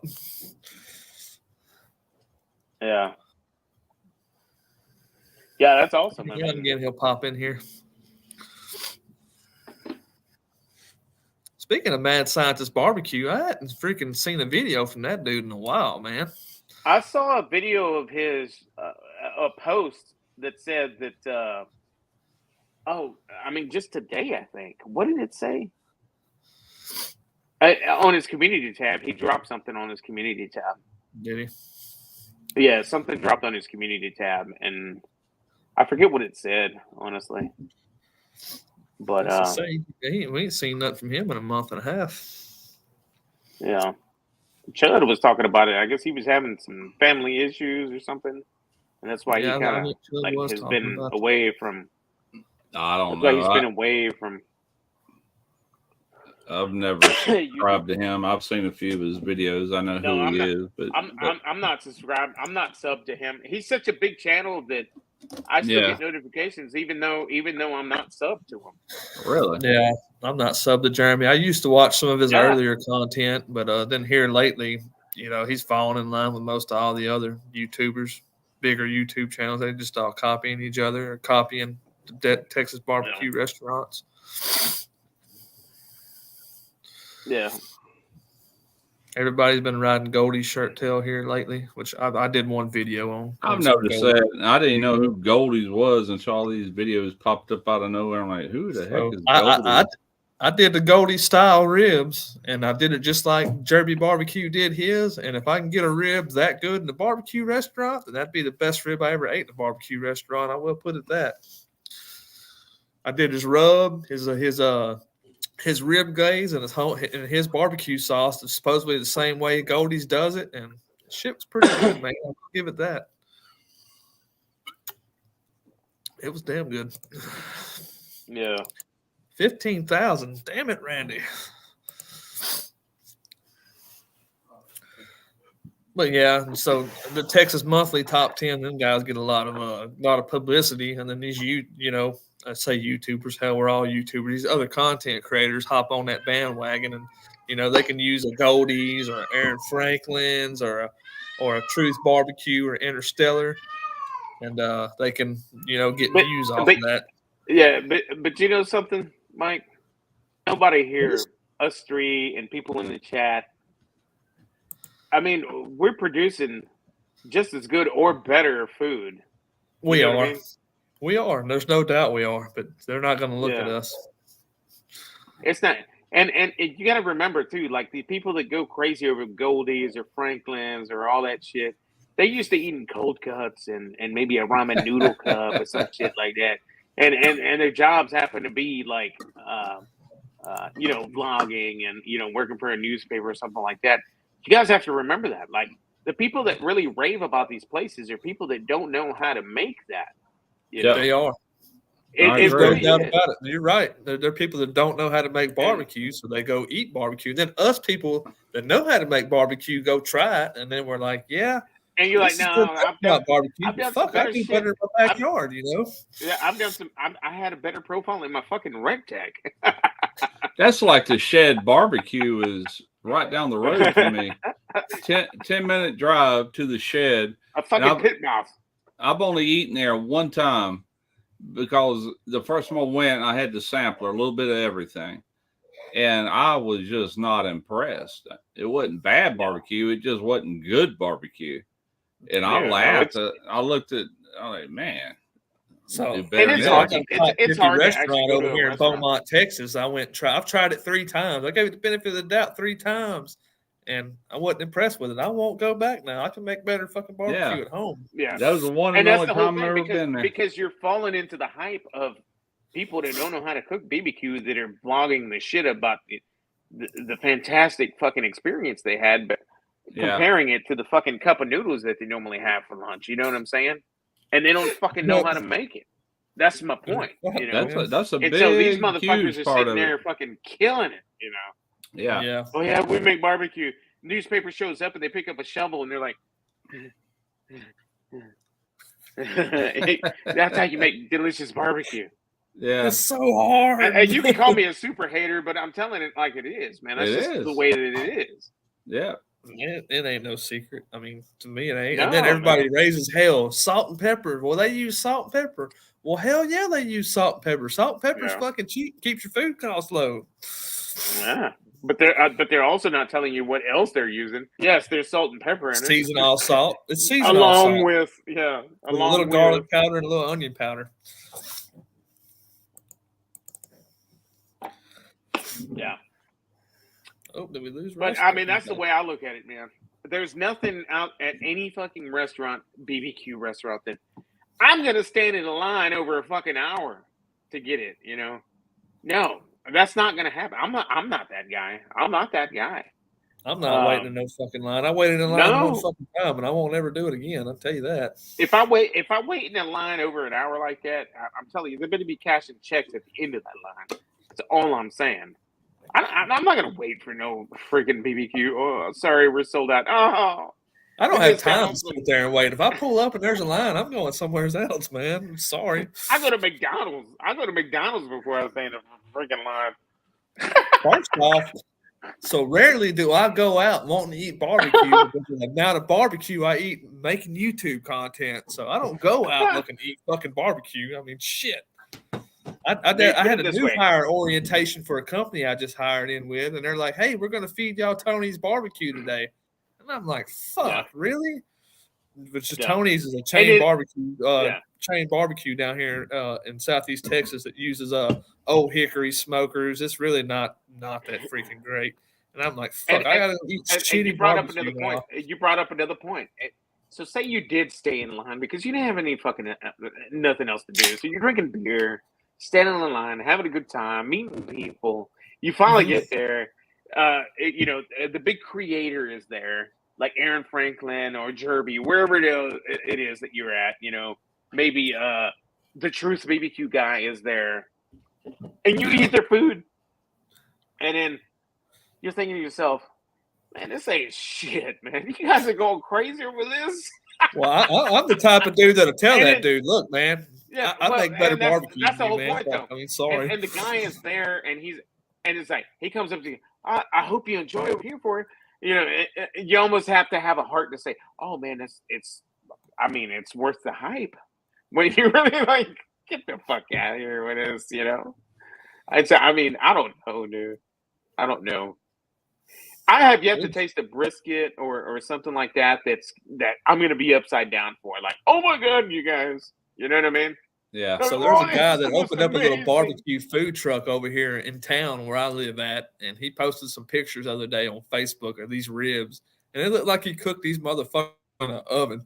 And freaking somebody from town was trying to tell me, you need to go try this. I looked at that picture. I said, there ain't no way in hell I'm going to eat ribs that don't have bark on them. Fuck that. But they've been sous vide for 2 days. I don't know what the hell they did to them, but they ain't freaking smoked ribs. They wrapped them way too early. I mean, shit, they look pitiful. Oh, there must have been a pinhole in the plastic bag, and it kind of took away some of the bark, but they're still so tender and juicy. Mm-hmm. You know?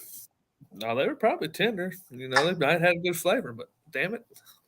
I don't know. It's a struggle to find good barbecue in a restaurant, really. That's up to the standard of what we actually do. It really is, and I'll be 100% with you. Like, I don't pay for it, man. Because I am tempted to go drive the Truth Barbecue and try them because I've heard a lot about Truth Barbecue, so I'm tempted. It's so expensive to go try it, but I ain't getting there to wait no fucking line. I'll tell you that. I'll tell you the truth. When we go out to eat, like in a restaurant, it's usually seafood around here. Yeah. Hey, when I go out to eat, it ain't barbecue. It's seafood. It's Mexican food. I'm not going Mexican out to eat food. We eat a lot of that. No.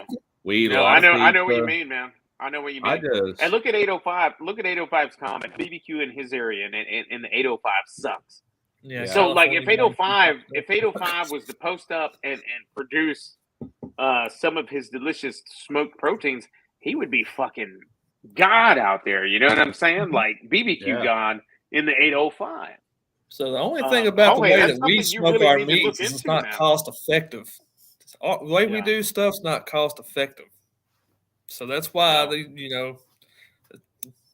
it's just not cost effective. I mean, I do what I do, and I do it in my front yard, and I have a good time doing it, you know. And I'll never go out and say, oh, I'm going to open up a food truck or a restaurant. No, I'll never do that. But if I were to do that, it would be nothing but brisket sandwiches or pork sandwiches, bag of chips and a Coke, $15 all day long. That's it. Yeah. No sides, no crazy shit. I'm talking just sandwiches straight up. That's all. That's what I would do. If I did it, I do the whole 9 yards, man. I would do it. I do. No, I wouldn't do it like that. But it's going to be. I wouldn't do it like that. It would have to be very cost effective, cost efficient for me. And for me, it would be like, you know what? I'll smoke 10 briskets, 15 briskets overnight, chop them up, and make sandwiches out of them motherfuckers. I know somebody and then I'll do 10 or 15 pork butts and do sandwiches with that at the same time. I know someone that's got a barbecue trailer, and they pop up on the weekends over at breweries over in Beaumont, Texas. I ain't going to mention their name on here out of respect to them. But that dude told me they made almost $23,000 in profit in a week posted up at a brewery over here in Beaumont.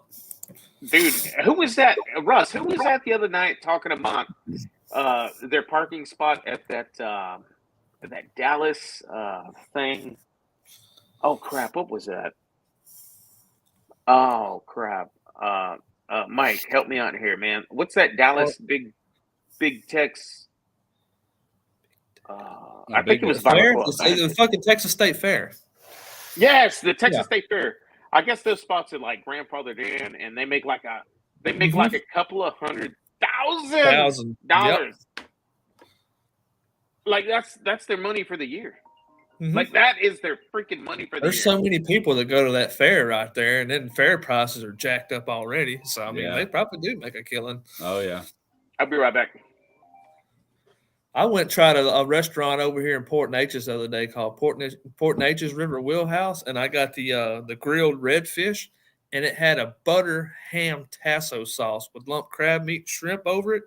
Man, that shit was freaking good. I got to figure out how to make that sauce. Sounds good. Good, man. God, it was good. Damn it. Damn dogs. Yeah, I'm fixing to be doing a little bit more seafood related stuff on my channel. It's getting that time of the year again. I thought about doing whole smoked catfish this weekend, but it's a little bit cool, so I'm gonna hold off on it. Well, that little smoker I got coming, that's what it's going to be, is a dedicated fish, and I'll probably do oysters. I want to do some smoked oysters right out of the shell, and anything related to seafood that goes on a smoker, I'm using it for. And then, I mean, I got smokers I could do it, but I just want to keep it isolated from anything else. So you got to be careful what you smoke on there. Some of that shit will stink your smoker up. That's what I'm saying. That's the reason I want it as a dedicated fish smoker only. Oysters, or I don't want to put nothing like that in my other pits. When I do mine, I'm gonna put a deadgum pan underneath it with a wire rack and put that catfish on there and let that juice drip down on that pan where it don't get down in my smoker. I've done it before in that Lone Star Grill's cabinet smoker I had, and for 2 days I left that door open to air out after I got through smoking mullet in there. But that day after that, I could smell it and say, okay, I left the door open. The second or third day I went there, I couldn't smell nothing. So it had already dissipated. But I don't want to put it in smokers that I smoke meats with, because that fish smell will eventually get into that seasoning inside your pit, and just, you have to clean the whole pit off to ever get that smell out of there. Oh, no doubt. I don't mess with my seasoning. It stays stuck. Unless it's flaking, like that carbon buildup in top of the lid, we'll scrape that off periodically. Get all the gunk out of there, any food particles, but that stuff that just builds on the sides like insulation, that's staying. That's flavor. The bottom of my 250 right now has got probably a ½ inch of gunk on the bottom of it. I ain't cleaned that sucker in a couple of months. I was saving it for a video. I want to shoot a video on it of how I clean my smoker. Go in there and scrape all that shit out, and then I like to take that oven cleaner and spray it on the grates and loosen that up, and then hit it with a hydro blaster. All right. But I want to do a video on it, but it's too damn cold to do that shit this weekend. Yeah, that offset I got, it's got that drain valve on it, and when I do wash it, we'll scrape all the gunk out, and then just take soapy water rag and wipe everything. It'll cut through that grease. Yeah. And then take a water hose with a jet sprayer on there and spray it off real good, and every bit of that to go down and out that drain, That drain. I put me a fucking good sized drain on the bottom of that 250. There's a 2-inch drain down there. Oh yeah. I ain't gonna have that problem of not being able to spray it out. Yeah, that's right. Oh, pardon me. S&J was trying to sub to you guys, but there's another channel with the same name. What you talking about, Alvin? No, we're not Asian, man. We American. Let's see. No, I'm not Asian. Last time I looked, anyway. You may be squinting because we can't see shit, but we ain't Asian. He's talking to S&J, whoever that is. Who's S&J? Hey, S&J was trying to sub you two guys, but there's another channel with the same name, and you guys are not Asian. Oh, whoever channels it was is Asian, I reckon. Well, I'm going back up to the comments. I don't see S&J. I see P digits and all of our regulars, but I don't see S&J. What happened to my? Hang on, I got problems. Back on camera again. Yeah, I'm having issues with my.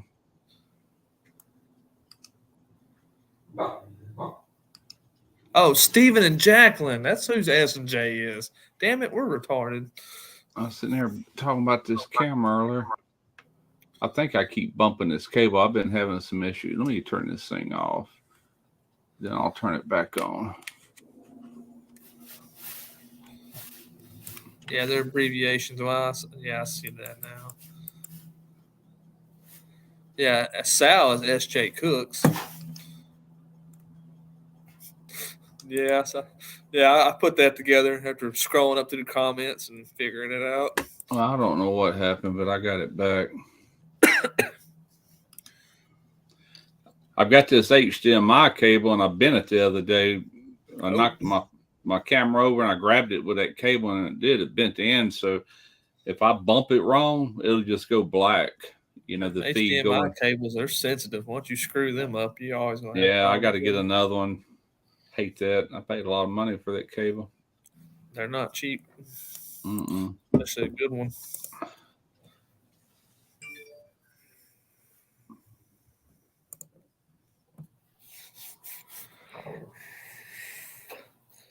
Damn, it's cold out here. Wonder how cold it is. Let's see. I don't know what it is here. It's in the 50s earlier, but the wind's been 49 degrees here right now. What is it? 49 here. Yeah, it ought to be somewhere. Well, it's 47 here now, but that wind has been puffing out there. Yeah, I can hear the wind back there, but I'm in the barn. I'm out of that wind. I'm about to freeze over there. Dadgummit. Freaking wind mainly. But I got this little propane butane heater over there, and Derek hooked that up to a bigger bottle and fired that thing up just so we can kind of, which you could go right inside the door inside the house. It's heated in there, but we're outside hanging by the smoker and everything, you know. Yeah. Fired his heater up. I huddle up when it's cold. I huddle up to my firebox over there, and that some bitch gets hot. Yeah. Start a fire, break open some whiskey. Mm-hmm. Keep stoking I thought about freaking setting this table out in the yard and start the fire where y'all could see the fire and shit, but it's too damn windy. Audio would suck. Yeah, my Derek was going to go hunting this morning with his bow, and he got up and seen what the wind was doing. He's like, rolled over and went back to bed. He says, I ain't going to fight that with a bow and arrow. He said, the tree will be doing this first off with his tree climber. Then that wind catching his arrow, he's just wasting his time more than likely, you know, so he didn't bother with it. I wish he'd get another deer this year. He got one last year. My stepdaughter shot a doe, and I made freaking I saved the back strap, the tenderloins, and the rest of it I made a 50-50 mix of pork and deer breakfast sausage out of.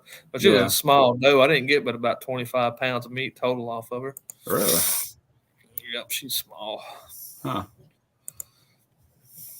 Yeah, he told, I think he said there was one more month left of hunting then to be over with for this year, but for deer anyway. They've been going up like the middle of Alabama, more on the north end, and the guy he goes with will soon one day be his pa-in-law, I guess. But he belongs to a hunting club up there with the shooting houses and all that, but they ain't had no luck yet. Man, if I really wanted to, I could put a deadgum feeder down there in the end of my pasture and kill some decent deer here if I wanted to. Ain't into it or just ain't worried about it? I just really hadn't been worried about it, man. I want to do it, but then again, I like looking at them, and I'll be 100% honest with you. I'm not the biggest fan of deer meat. I eat it every now and again, but it ain't something that I eat all the time. I'd rather have beef over it for sure, but I do like making sausage and stuff with it. So, yeah, I like making deer sausage, and I like fried backstrap. I eat fried backstrap all day long, but that's about the extent of it for me.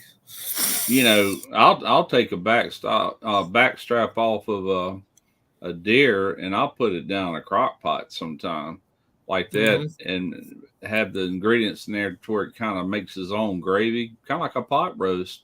Yeah. Then have potatoes and carrots in there and just slow cook that sucker all day long and serve it over mashed potatoes with that gravy. Man, that's some fine eating right there. You know, for deer, that's one of the best ways I've found to do it, but it's got to be the back strap, you know. Yeah. And so then the actual deer ham, I used to save those and smoke them for about an hour or two, and then put them in the crock pot and do them. But yeah, they were all right. They weren't badass. but I got to think about that years ago. We used to go hunting every year, and I spent all this money and stuff. I was like, man, I could have bought a whole side of beef for the money I done spent. Didn't end up with much of nothing.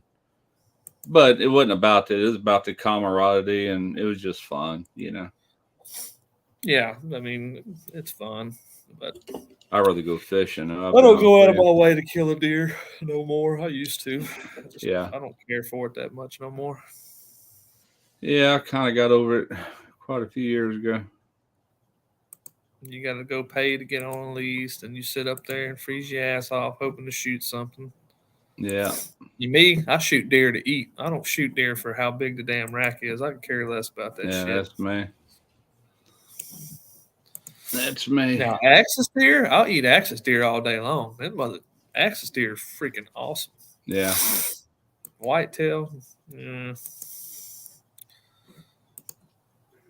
some of the best sausage I ever ate in my life was a 50-50 mix of pork and axis deer. That shit was awesome. Mm-hmm. Buddy gave it to me. I never had axis deer. What's that show on Netflix? They're out in Carolinas, I think, out in this marsh grass, swampy looking. And that's what they're hunting is axis deer out there. I think it was axis. That axis deer is good. And I'll tell you what was actually pretty good back in the day, and you really don't hear even know more about it, was emu. Back in the day, back in the 90s, emu was pretty hot topic, man. And I ate some emu sausage one time that's pretty damn good. Oh, emu, like the ostrich? Yeah. Yeah, that got caught on here in America. They were doing all this emu farming, and everybody was getting into it. Next thing you know, it just went belly up. That was like the last you heard of it, Yeah, so like in 1996 or 97, it was booming here in Southeast Texas, and then by the time the early 2000s rolled around, it was done for. The people were just turning them loose and letting them run wild. Yeah. Yeah, I remember over here in Hurley, Mississippi, when they first started all that, and a lot of people in the area was farming them, had all these fences installed and everything for them. But there's one place, is like a little diner there in Hurley, Mississippi. I remember hearing it on the radio. Come by and get your emu burger, and they were going to let people taste emu because it's red meat, just like beef. Yeah, and they had these hamburgers made from it and let people actually trying to encourage them to get interested in actually farming it or whatever. But it went belly up, I reckon. I haven't heard no more about it.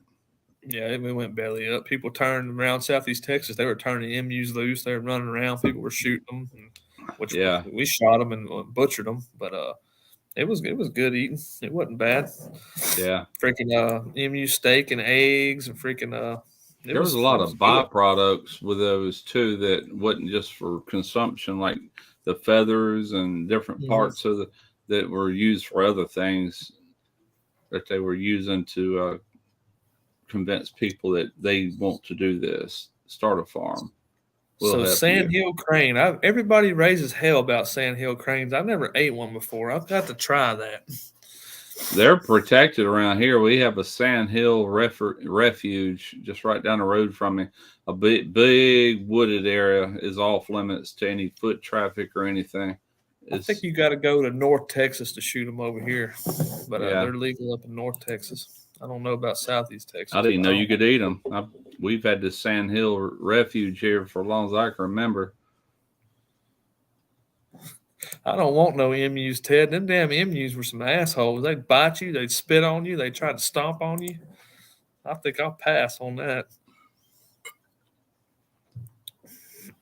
You could make a hell of a thumbnail, though. Get a picture of Big Bird in your thumbnail, I eat Big Bird. Yep. Their deadgum eggs were about that big around. You can take one egg and make an omelet out of it. And they were deadgum. They were a dark green egg with light green, little tiny polka dots all over it. Family-sized omelet right there. Mm-hmm.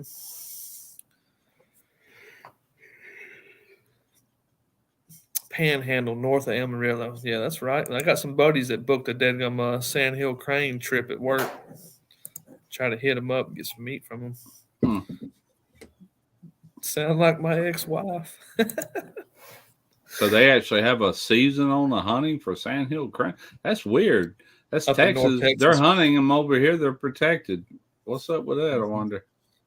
There ain't no telling, man. Every state's got their own regulations. Here lately, over here in Southeast Texas, they put some fishing regulations up on us that we can freaking I can't remember either. It was trout or it was flounder, but they shut flounder off here during the month of November, and I don't think it turns back on to February. And I think the same thing with rainbow trout too. You can't keep none right now. But over in Louisiana, you got Sabine Lake.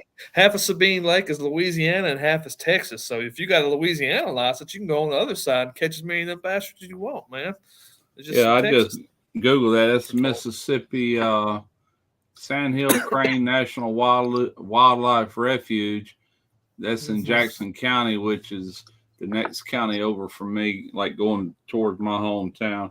But there's a big wooded area there, that they got nobody can build there, nobody can do nothing. That is the refuge. Yeah. And you damn sure don't hunt them. Ted said that fucking knock you out when they fall out of the sky. Must be big. Bet. Yeah, I gotta pee. Oh. So what I miss out on, Russ? Oh, Sandhill Crane talk and about all I can remember. Are you on those edibles tonight or not tonight? Huh? Are you on those edibles tonight or not tonight? I ate a half of one when this show started. Oh, that's all I can take, man. So a full one. So let me ask you about this, because I don't smoke pot. I don't do the edible thing. Yeah. I'll drink alcohol, but that's like the only thing that I do. Yeah. So do you take the edibles to help you sleep, or do you take the edibles because you like the way they make you feel, or what's the deal with that? Oh man, let me tell you. No, the reason I'm taking it, I watched that movie on Netflix called "Weed the People." Watch that. Okay. You get a I'll chance. check it out tonight. Is it a show or is it a freaking? I mean, is it like a? It's a real deal documentary type show. Okay.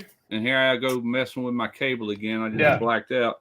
But at any rate, in a nutshell, I think they're focusing on 5 different families and their little kids that's got this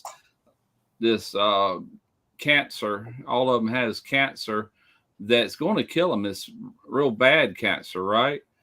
And at the end of this show, all of these kids, all of them, I think there's 5 or maybe 6. I can't remember. It's been a few months since I watched it. But every one of them were completely healed of cancer. One kid had 20 tumors in his lungs. Within 4 months, he was cured of anything. They couldn't find any cancer in his body whatsoever. And what these people did is they had to do it kind of underground because of legalities. But they knew people that could take cannabis leaves and they could cook it down in like acetone or alcohol, whatever they do. And they condense it. Basically, they distill it like you would whiskey to where there's nothing left but an oil, the THC or CBD oil or a combination of the both or whatever. And they were dosing these kids, and that's what cured them, And, so that was on the edibles. The edibles actually cured the kids? Yeah, and they said, I don't know why, but I did a lot of research on this. But anyway, I had that kidney cancer, back in 2021, I had it removed. Oh, damn. And since I left my job, I haven't been able to go back for checkups or anything. So I really don't know.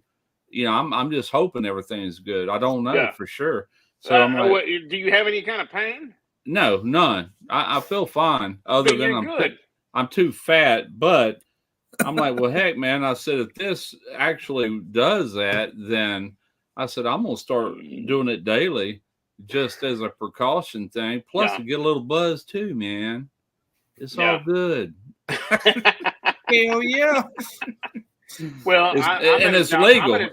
That's completely legal. Well, I'll tell you, like you know, I was always at parties where the weed was getting passed around, and it was always there, man. Yeah. And I never I took a few hits because it was passed to me, but like I never liked it. Like I was the guy that never liked the feeling of getting high. I was just like, oh shit, I can hear my heartbeat. You know, I was the nervous freaking guy. I hated it. That's like me. Like, same guy. Same here, man. I never spent a dime on that shit, you know. Yeah. But it was always there where I was, you know. You sound like me coming up. I never paid for anything, but I'd be in party situations with friends, and next thing you know, somebody's passing it around, like, you know. Mm-hmm. But did I have to go spend money on my check every week? Oh, I got to have it. No, I didn't care for it, and I wanted to crash. I like a little. I just like drinking beer, you know. And dude, I hated it, man. I hated the way that it made my music sound. Yeah, I hated the way that it made me feel. Very paranoid. Like there was nothing about it that I liked, but yet I had buddies that was the first thing they would do when they would wake up in the morning. They'd roll over and they'd pack a bowl and smoke it. Oh yeah, I know a lot of people like before they even had breakfast. I was like, "Are you freaking kidding me?" Yeah, stay high all day long. Yeah, no way. I like having my own brain about me and everything, but if I take these, I took that a little early actually, because what I done last night is it takes about an hour and a half because you're ingesting it, but man, it lasts freaking forever. Oh, are you talking about the edible?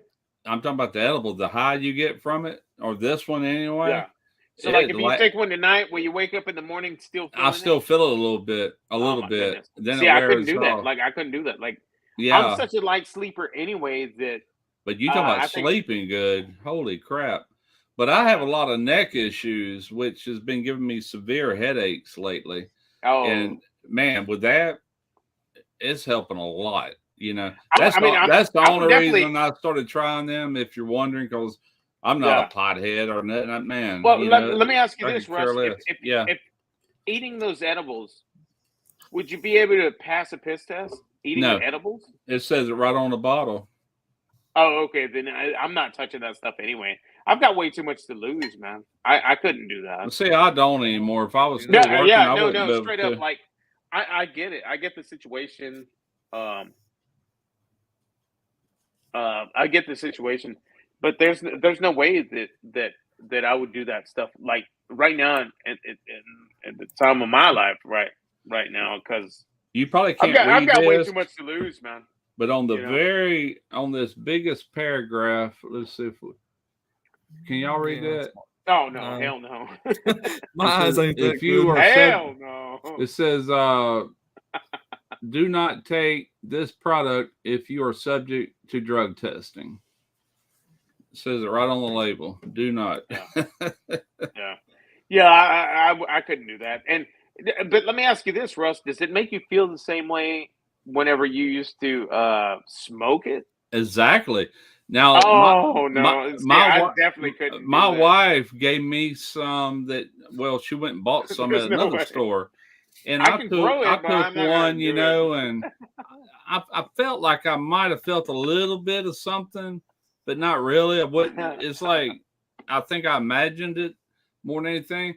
But I did sleep good. But it was also helping with my headaches and all. That was the other stuff she bought. So when she went the other day, I only got 10 tablets. Lasted 10 days. I said, "Can you find something a little bit more powerful?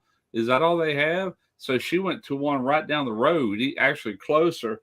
And talked to the guy in there. He goes, "Give him this," you know. And now there's 20 tablets in this, but I had to cut them in half. So really, I'm getting 40 days out of that one jar from when I first opened it, which is about a week ago. You know. All right. So there's this other thing where it's like sometimes I go and pick up the vape juice that she likes for her vape because she vapes, right? But dude, like behind the glass, they sell this stuff that looks like straight weed. It is weed. Yeah, but they say fake weed. Yeah, but they say that like the THC is not in it. and I don't get that. Like, CBD oil. There's no CBD. There's no THC. CBD. You're not gonna get high off of that. You don't think you would get high off of something like that? Not unless it's mixed with some THC. THC is what gives you the buzz. The THC is the one that gets you high and gets you all paranoid and makes. But the CBD oil has good health benefits to it. Yeah. It's like telling me, I'm not doing this to get a buzz. I said that's just a happy coincidence. But I said I'm literally needing something. You know. I'm just saying because I think she took some edibles that were supposedly CBD, and they got her higher than shit. I remember that night because I was like, it was Delta 8. She said she just called it out. She was in the kitchen. She just got Delta 8 has. She said that it was Delta 8 CBD shit, and it got her so freaking high. There's another one my wife brought me. I hadn't even tried yet. Oh snap! Delta 8 can have THC, and this one that's really works. Yeah. Let me just read to you real quick what's in it. Right. And all this is derived from cannabis plant. Yeah. Where is it? Okay, here it is. It's got H.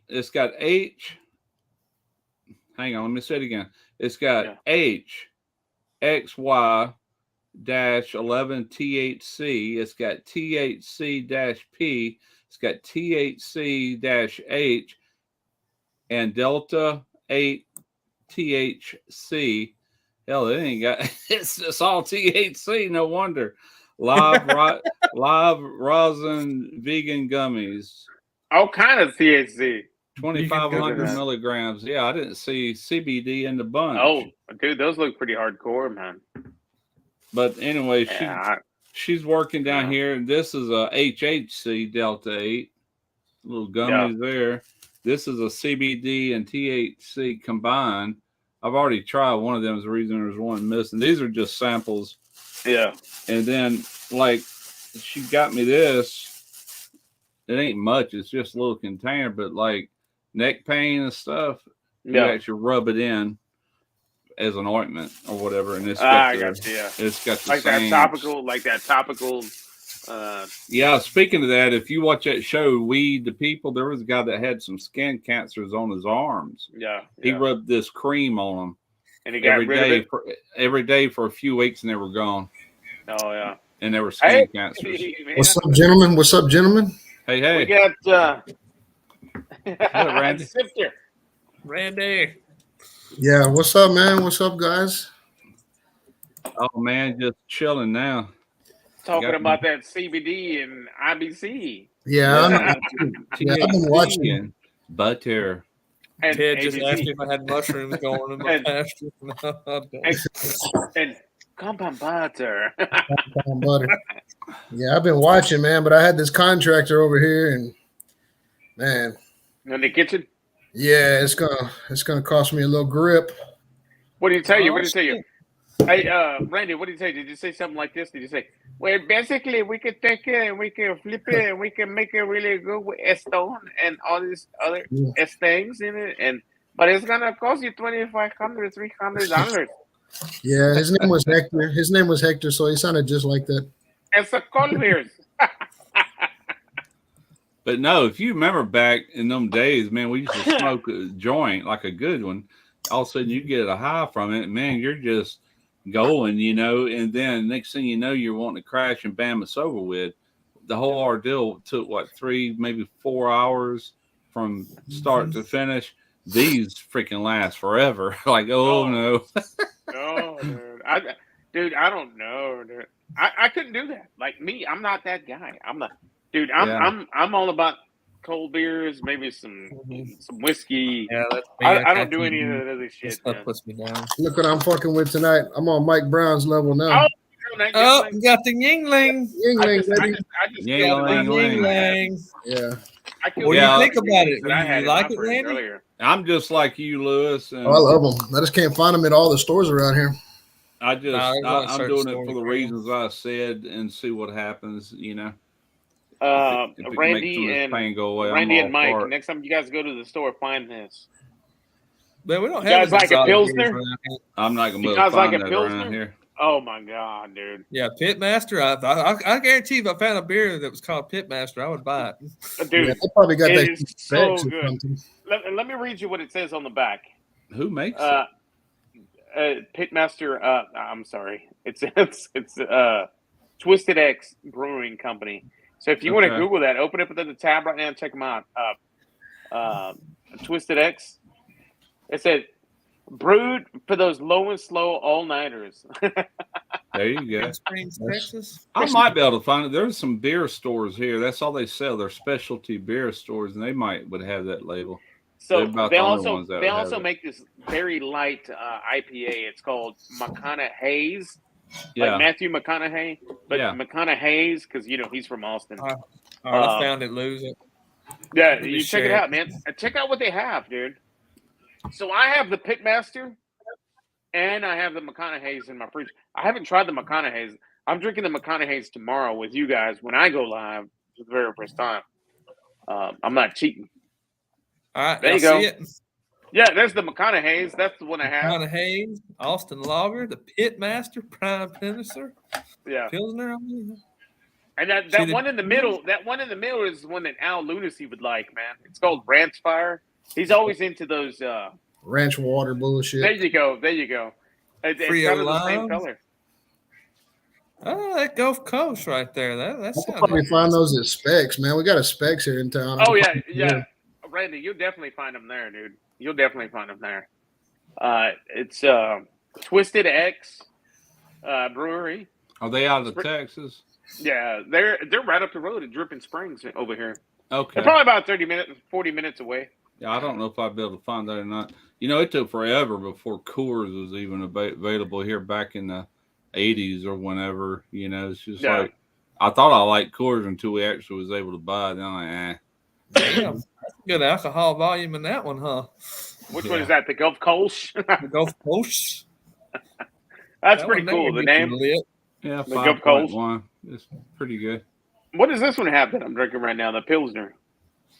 Hold on, I'll get it back to you here. That's the one I'm drinking tomorrow right there. Damn, the McConaughey gets you fucked up, man. 6.5. That's like those IPA. That's like that PBR extra I can get around here. I've got 12. I've got 12 of those motherfuckers in my fridge. Well, I drink 4 of them be fucked up. 6.5. Dang. A Ranch Lime Ranch Fire. They're all Frio decent. Lime. 100 calories on that one. Look at chili pecan. Chili pecan ranch. Pecan pie. Let's go back to the Pitmaster, see what it was. that pecan pepper, that little bitty. Oh man, the Pitmaster's bitch beer, man. It's only 4.2. Yeah, it's like my beer I'm drinking. It's 4.2. It's delicious. It's delicious. Well, that's all of them. The official beer of barbecue. I like to try new beers. They got a place downtown in Houston called the Flying Saucer, and you go in there and they give you a punch card. And if you try all the beers that they sell, you get a punch card, and you got like a month to try them all. They give you a saucer plate with your name. They hang it on the ceiling. Let me go make Daddy Dutch. I would try all the beers in one night, man. I would try all the beers in one night. Yeah, I used to take the Metro bus down there after work, man. Fucking stop at the Flying Saucer and try to drink as many as I could every night, man. I had a nice little card going on. They keep it on file, it's like a library card, and they punch it out every time. But yeah, that was a badass place. I tried a lot of. That's where I found Fat Tire, man. I really like Fat Tire. Oh, you like that Fat Tire? Yeah. I think that you would like the Thirsty Goat, man. If you like that Fat Tire, I think you really dig that Thirsty Goat. I have to check it out. Find it, man. I know you can find it. If you go to Specs, if that's the main place you go and get your brews, I know, and you're in Texas, you're gonna find it, man. Get you a 6-pack of that Thirsty Goat. That shit don't play, dude. That shit does not play. Oh wow. So I made Daddy Dutch a moderator, so night Bob. Dude, you're gonna love that stuff, dude. Yeah. Which one is that? Texas Rodeo Rub? the rodeo rub. PS. What's it taste like? It tastes good. They send you that, Randy? PS season. They send you that? Lewis, I won this on Lewis's. Yeah, he won it up. Yeah, he won it up on one of my giveaways. Okay. That was Christmas Eve. Yeah, Christmas Eve. That rodeo rub, man, they sent him the huge bottles. They sent out the huge bottles. Yeah, they got some good. I'm waiting to use this buried treasure up here I got from them. I hear some really good stuff that's done with truffle butter and I forget. Oh, yeah. I did that on my brisket last weekend. I did that one on my brisket last weekend. Let me see. Pretty good on the brisket. Oh yeah, man. Did you watch my brisket video yet, Mike? Yeah, no, I seen it. Weekend? It was great, man. That was one of my top 2 most favorite flavor profiles on brisket. Everything that you saw in that video. Yeah. Truffle's a different taste. I like truffle. Yeah. Very good stuff, man. Truffle, butter, and onion. Yeah. Yeah, that's the one. That's the one. I have that one. Ain't that like a limited edition though? They don't sell that a lot, huh? That would be good on seafood. Yeah, I don't think it's even for sale yet. I don't think it's for sale. It is. Already. They got it for sale on their website, but it's small. The little bottles, not the big bottle here. I need to take a picture of this and tag Lewis and PS Seasoning so they know I got it. Yeah, man. Go on for Instagram. It. Put it on Instagram. Yeah. I don't want to break that seal on there. I've never tried PS Seasoning before. Got his today. Big Daddy Dutch got his today. No, Big Daddy Dutch got his yesterday. I know Alvin Shane got his today. Yeah, it was just 3 bottles. 3 bottles. Yeah, I'm gonna use it. I'm gonna use it on something. Anything beef, man. Anything beef. Russ, tomorrow I'm doing some chicken wings with the Circle Star brisket rub, the spicy. Guys, I'm gonna tell y'all that like this. There's so many different rubs out there, like infinite amount of rubs. But I'm gonna tell you guys, that Circle Star brisket rub, spicy on chicken wings. That's all you freaking need. Like that's all you need on some chicken wings. Just I'm glad you said that. I'm glad you said that because I'm doing a chicken wing video before long. That was another one from Porter Road. I forgot. Yeah, I'm doing one tomorrow. Yeah. And that's all I'm using. It's the same exact recipe that I did when I went over to Alton's house when we did that little YouTube get together. Yeah. That's what I cooked chicken wings with that Circle Star brisket rub, spicy on some chicken wings. Yes, it's a brisket rub, but you guys, on some chicken wings, a light dusting on those chicken wings. Oh my God, you guys. It's just that's all you need. That's all you need. That's all you need. I'm gonna have to check it out. Yeah, you cook them nice and hot and fast where they get nice and crispy. But I am using a new grill, and I've never cooked anything on this grill before. This should be my very first grill, so that's what I'm doing tomorrow. So we'll see what happens. Yeah. I like the shit out of Daniel's rub, man. That Barbecue Advantage, that rub he sent me. I haven't tried his stuff. I'm pretty sure it's good. He's been in the competition circuit for a minute. He just launched his website. Anybody in the chat that wants to go check that out, BarbacoaBandit.com, I think it is. Christy's got a wrench and she's cooking right now for her son. But when she gets a chance, I'll have her drop the link in the. Yeah. He just went live yesterday, I think. Daniel did. Yeah, his website. Oh yeah, the website. Daniel's web live yesterday. Yeah, was on CJ yesterday. CJ went live yesterday with Kent was on there cooking with CJ. Yeah. Cooking with CJ. Yeah. And then Leprechaun had a which I seen it way later. Live. Leprechaun had an after party or after chat. Yeah, I got pretty fucked up, man. I ended up on Devil Dog. I ended up on Devil Dog and Belt Loop shit at like 3 o'clock in the morning. Fucking Devil Dog and Belt Loop are live all the time, man. They were just arguing the whole time. I don't know how I found them guys, but it was on somebody's live feed. Next thing I know, I'm meeting all kind of people I'd never heard of. You know. Yeah. Yeah, a bunch of the homestead people, like homestead people. Yeah, Belt Loop's right here in my state, right here in Mississippi. Devil Dog's right down the road for me. He's right here in Nate. Yeah, Belt Loop was a cop for like 40 years or something like that, wasn't he? I think he still is, ain't he? Yeah. No, he's still a police officer. Yeah, he is? what I thought. Yeah. And Devil Dog's background was a jailhouse, and Belt Loop's background was the police station. And I swear to God, I don't know if they had it scripted or what, but they argued all fucking night. It was hilarious. They always do, man. They always argue. Yeah, they're fucking script. They're entertaining. Yeah, I was seeing double, man. I couldn't even keep up with the chat or nothing. I was seeing double, so I just lied and said, "Hey, man, my battery died." I just logged off.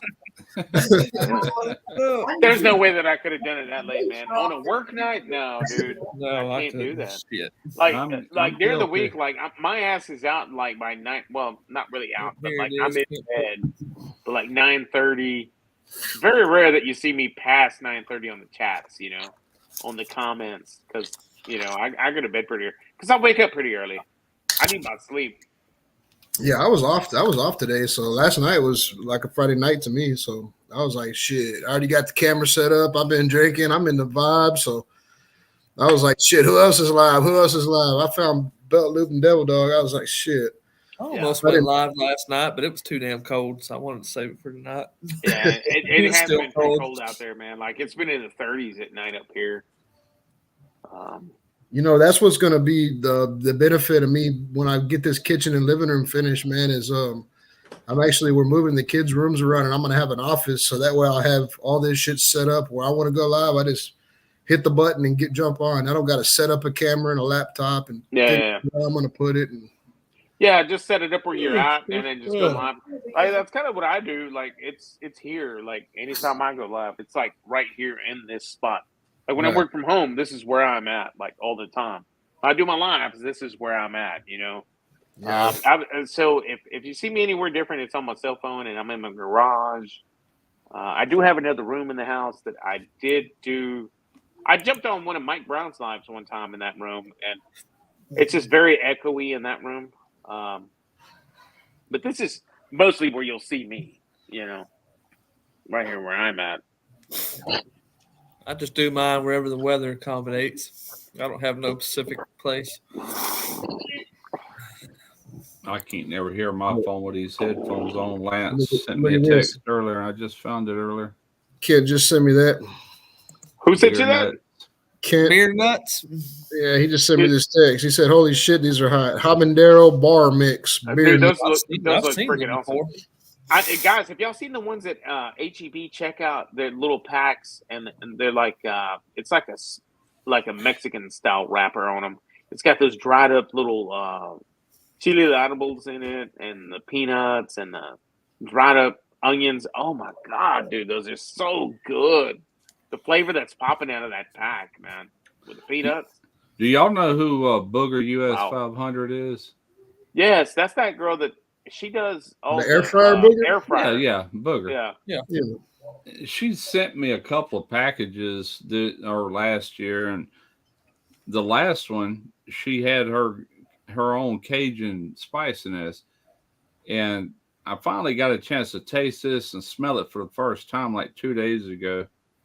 But she calls it Cajun Volcano. Oh, nice. Man, you talk about screaming hot.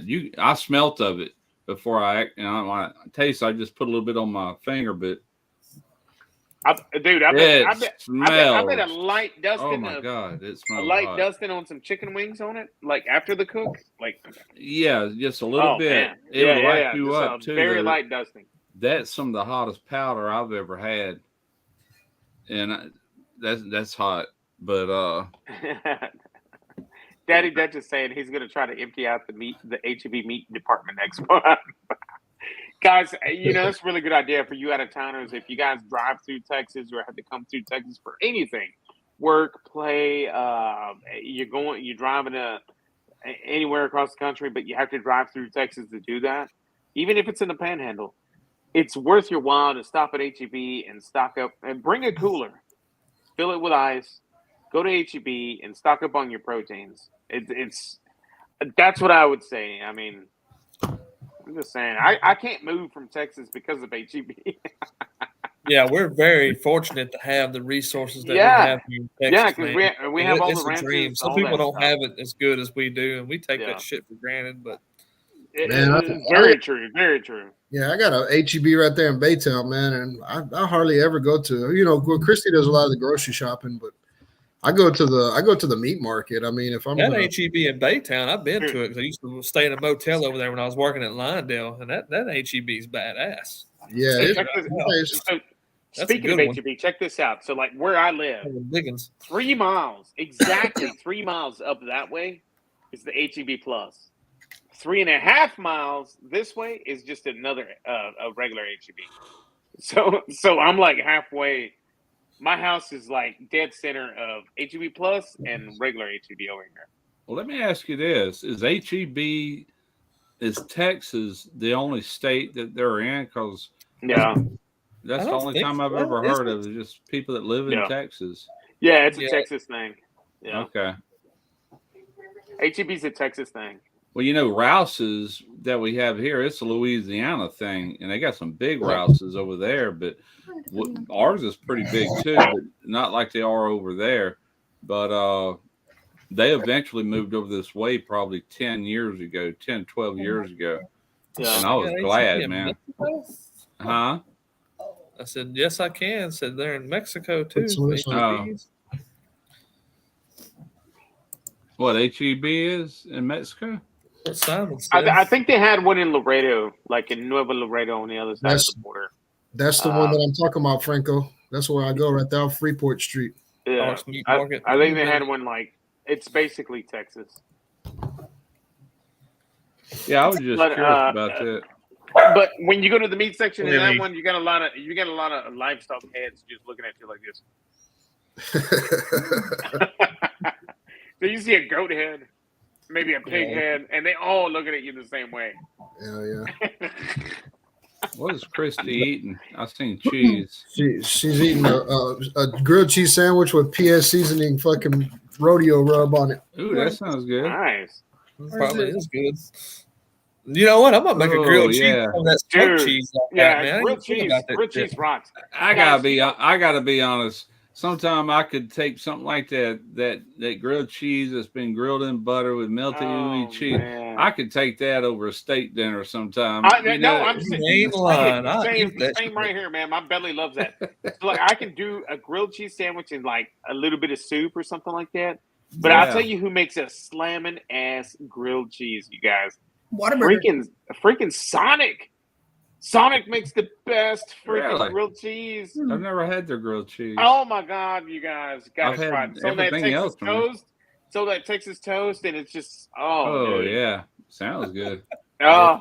Sonic has the best grilled cheese that I've ever had. I ate one at a freaking restaurant called Walk On. It's called a grown up grilled cheese, and that's some bitch freaking good. That's the way I eat around here, like normal. I'll go in there and get me some bread, and I'll toast one side of it in the oven, the broiler. I'll flip it over, and by that time, I done got all kind of cheese sliced up, like cheddar and whatever, Monterey Jack, pepper jack.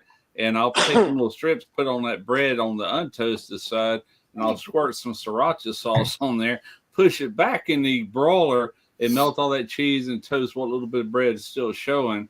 And I'll eat that just for lunch a lot of times, man. Nice. In a minute. You know what I'm going to eat for breakfast in the morning? A smoked grilled cheese with some of that smoked cheese I did. Ooh, yeah. Dude. There you go. I'm doing Mike, that. You need to get you on that 250-gallon smoker that you have on that firebox. Mm-hmm. You need to get yourself like a cast iron plate that'll fit through that door. That'll sit on top of the fire that you have in there. And just toast your bread in there, dude. And you just do a grilled cheese like right on top of that. Oh my god, dude. I tell you what, good grilled cheese. I can do that with. I actually did a video on this last year, maybe 2021 late, but it was a brisket grilled cheese. Take you leftover brisket if you got any, chop it up real good, reheat it on your griddle top, put that on there with some really good cheese. Dude, heck yeah, man! I'm telling you, it's all about that cheese. Like if if we don't feel like cooking one night, and we might just order like Domino's pizza, and we get some pizzas. Like I'm all about just the cheese pizza. Like when I was younger, I'm give me all the meats, give me all the supreme and all that bullshit.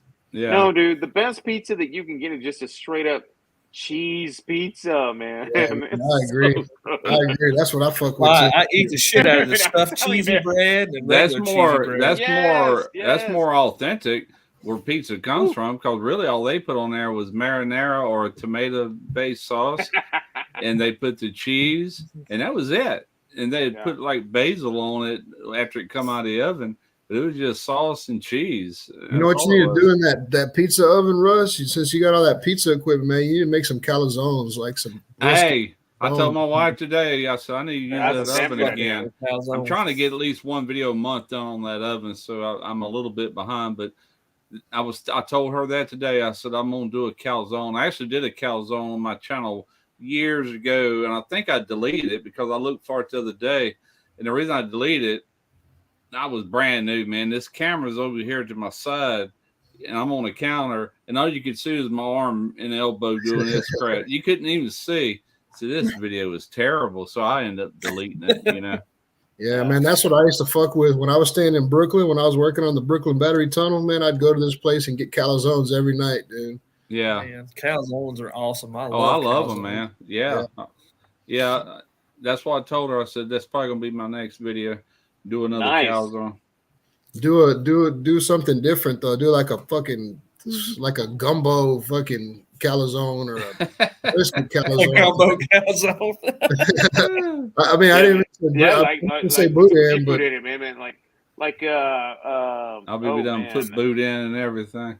Yeah. Call it a Cajun calzone. There it is. Have some boudin, some pepper jack cheese in there. And, oh yeah. Seafood. I click on that. A Cajun egg roll, something Cajun calzone. Yeah. There you go, Russ. Speaking of seafood, my guy Mike Chavez, cooking with Mike Chavez, fishing and cooking with Mike Chavez. Oh my God, dude! He released a new video today that was steamed clams with all that garlic in them. Oh my God, dude! Man, I'm gonna tell you, it looks so freaking good. Hey, I fuck with Mike. I fuck with him, man. I like watching his videos. I've seen him ever since you introduced me to him. Watching, Mike Chavez. I love that guy, dude. But what drives me crazy? Yeah, what drives me crazy is that TV in the background, man. His fucking microphone, like he's got the most sensitive microphone ever. You can hear that TV in the background. I guess there is some background noise, but man, those clams that he did. Oh my God, dude! Nah, that shit looks good. Well, he said he was going to be doing some clams, right? And then he pulled out.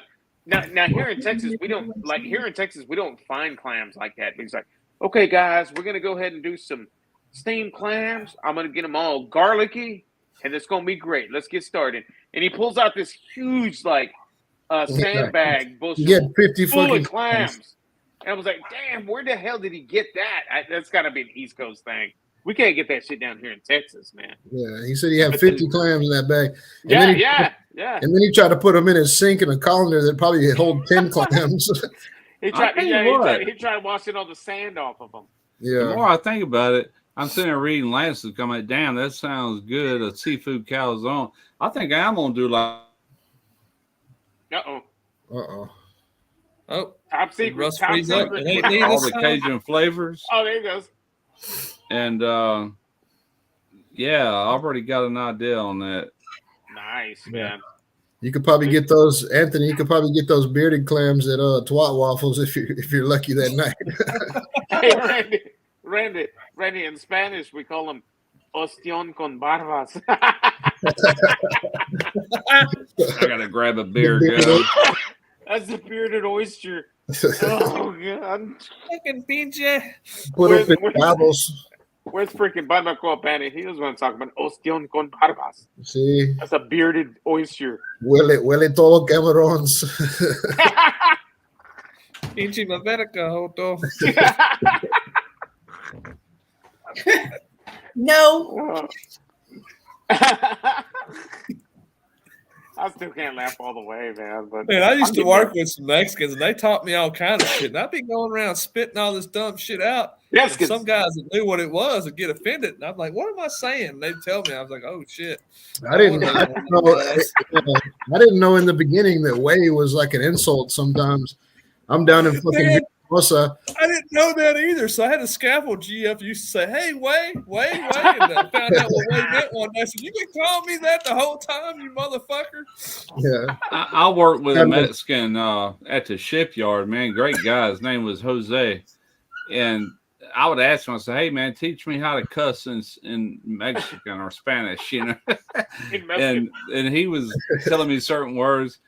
And I think I talked about this not long on a live, and nobody seemed to know what it meant. But all I could do was say this in front of these Puerto Ricans that also worked at the shipyard. They all spoke Spanish too, which some of the words mean different from Mexico. But anyway, I would say it, and they just die laughing. And I don't even know what it freaking means, but it was "Ascarosa Begajosa Pendeja," whatever that means. And but they would just die laughing. I'm like, I'd laugh too if I knew what it meant, you know. Oh wow. But anyway, yeah, good old days. Christy pinch me. I like working around them dudes.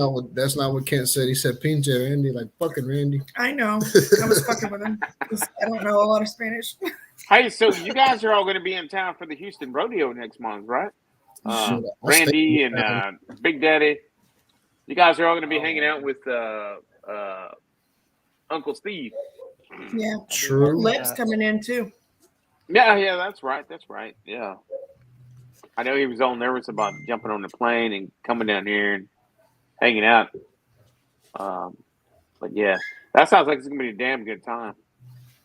Leb's never been on a plane before, so we should probably in the TDO chat tell him not to bring edibles and shit.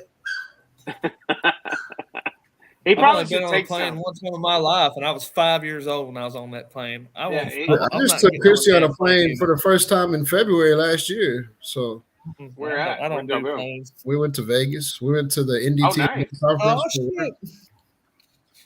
Yeah, did y'all have to switch off? Did y'all have to jump on multiple planes to get there, or did y'all get there straight? No, on the way back we had a layover, but we stayed on the plane. Nice. Yeah, well, I go to a conference every year for work, and I'm not going to go this year, but yeah, I go to a conference in Vegas, and the company pays for hotel and all that shit. So just want to buy a plane ticket, and she has a place to stay. And yeah, that's what's going on right now at my job. It's like all the outside sales guys. It's like sales conference time. Everybody's in town right now, and we have an event going on every night this week, and I'm not hooking up with any of them. I just don't want to get sick, and I don't want to get anybody sick. We all just came off from being sick again, and I'm not hooking up, man. And they've got so many different activities like Top Golf one night, bowling another night, Punch Bowl Social another night, all kinds of different shit, man. And then the Arboretum and the Hospitality Suite and the awards and all that shit. And, nah, I'm not participating this year. The conference that I go to is like it's like the boat show or whatever you would compare it to, but all for like the equipment that we use as inspectors. So you go there and it's all the latest and greatest X-ray equipment, all the latest and greatest equipment for inspecting welds. It's pretty badass, but nice. It's really cool to go and I'm kind of an outsider. Like I don't work in that field or whatever, but it was really interesting to learn some of that stuff and see the equipment and some of the new there's something new they had that Randy said they've never had before. It's freaking amazing. Yeah, the way they're getting VR and the Oculus involved with inspection. Oh yeah. Virtual reality. Man, yeah, dude, that is amazing. On that Oculus, oh my god! Yeah. One of my boys has a buddy that comes over and he brings his Oculus over here, and you put it on, it's a whole different world. And imagine walking through a chemical plant and like every fucking weld you see has a QR code sticker on there, so you can just look at a weld and then click on it, and it gives you the whole inspection report. the thicknesses of the material and the last time it was inspected. So like all the specs, like what time it was done, the material, what day that it was done. Right. So I mean, in the future, you know, that will be the inspection world where, you know, as a QA like me, like myself, when you walk into a place, like, you know, when's the last time this was inspected? Shit, you just look at it through them fucking glasses, and yeah, it was crazy. I'm sure it'll probably simplify even more, where you can just go onto that computer and just kind of navigate with your mouse and just click on little tidbits throughout your walk. Well, I know Russ. I know Russ and Mike are familiar with like grids. Like you see when they're doing like thicknesses and they have to draw like 6-inch grids. That fucking Oculus, man, you just do your hand like that and throw the fucking grid on there. You don't have to mark anything out. It's all done through them glasses, so you know exactly where the points are to take your inspection and shit. And I mean, I'm talking glasses are intrinsically safe. Yeah, well, that's just it. You know, that's what they're working on. Last year was the first time they revealed it, so intrinsically safe. You know, like safety guys are. Well, yeah, but you're absolutely right, though. That's the reason why it's in. You know. Anyway, we can keep going down that rabbit hole all night. No, that's pretty. I was listening. I can hear you. That's pretty cool. That's Turner already kind of had Turner Construction already had something like that already, but it was a damn barcode they scanned on a little intrinsically safe machine that told you a lot of that shit. But the damn barcodes were just stuck on the pipe and the equipment, and they'd peel off and blow away and shit like that. Yeah, it was pretty cool. But anyway, I'm not going to that this year. I traded in my plane ticket to Vegas this year to go to the barbecue cook-off. Nice. I can't get no more continuing education points anyway. I'm already maxed out on my CU credits, so. Yeah, you know, I think you guys are gonna have a fantastic freaking time, man. Why aren't you going, Lewis? I'd love to meet y'all there. I'm right down the road. Last year, Uncle Steve called me up and he was like, "Hey, man, come over here and hang out with us at the Houston Rodeo. We're going to be at this tent." So I've had the invite before, but man, I just couldn't make it. I didn't make it, man. I'm coming off of like being sick right now. I don't need to be going to places like that right now where there's a lot of people. Fucking super spreader. Do what? A super spreader? Yeah, exactly, man. I mean, you just never know, dude. I mean, I'd hate to go and then, oh, shit, all these other people got sick. I'm like, man, I hope I didn't get anybody sick. I think everybody. I'm already 100% convinced that I'm the one that got my wife sick, you know? Yeah. Because she ended up being positive with COVID. And I was sick about a week ago, and I didn't test myself only because I didn't want to know that I was positive. You know what I mean? I thought for a second he said I didn't touch myself. No, I do that quite a bit, actually. That's off limits. Yeah, I think everybody's worried that I'm gonna bring a gun to the rodeo. Everybody keeps telling me, Randy, you can't bring guns. Like, dude, I'm not fucking retarded. I know I can't. No. Yeah, come on, guys. This is a character I play on YouTube. I don't carry a gun with me into fucking. Yeah. Well, I actually do, but not into the rodeo. Yeah, you wouldn't make it past the dead gum security over there and bring one in. I wouldn't. I wouldn't try. But anyway, I guess we'll have a good time. I'll probably be the guy taking out the trash and washing dishes and shit. So. Nah, man, you need to show up and just be chilling, just enjoy it, man. It's gonna be a fun time. I'd love to go over there and meet y'all, but I'll be on freaking nights that whole time. Yeah, it's all the way in February too, man. So I'm kind of pushing the envelope on saying that I'm gonna be able to go watch. I already know. Anytime I do anything, my job is like they got a fucking camera on me, and anytime I'm having fun, they're like, "You got to go to work." Oh yeah. You got plans? Well, we got 712s. Get your ass to work. You got plans. That's like my wife. She just got a new job, and Thursday and today was her days off. And before she could even take the days off, they'd already called her Wednesday night wanting to know if she could come in Friday to help out because the lottery is so big right now, the Mega Millions, to where they're going to be busy. They need somebody just selling lottery tickets, you know. Yeah. Oh wow, dude! I was told I could have the weekend off one time, man. And I got on the boat and I was standing on the deck of the boat. First cast, my phone rang. I answered it. Hey, can you go cover a job? I was like, fuck. Like I did too. I went. You went to work? Trailer. Hell yeah! I went and put the boat back on the trailer and went to work. Oh man. Yeah, I don't know about that. I wouldn't have answered it. I wouldn't have answered that shit now. Man, Like I get all these phone calls that get forwarded to my cell phone, and I'm like, nah, not today. Fuck you. And then like email me. They're like, oh, we need you to call this customer. Fucking side swipe. Yeah.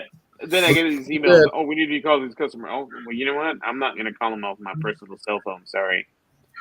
Yeah, that's like, I'm on that guaranteed and I'm on the call out department. So, if I turn down work, they'll take me off my guaranteed 40, So I don't turn down work.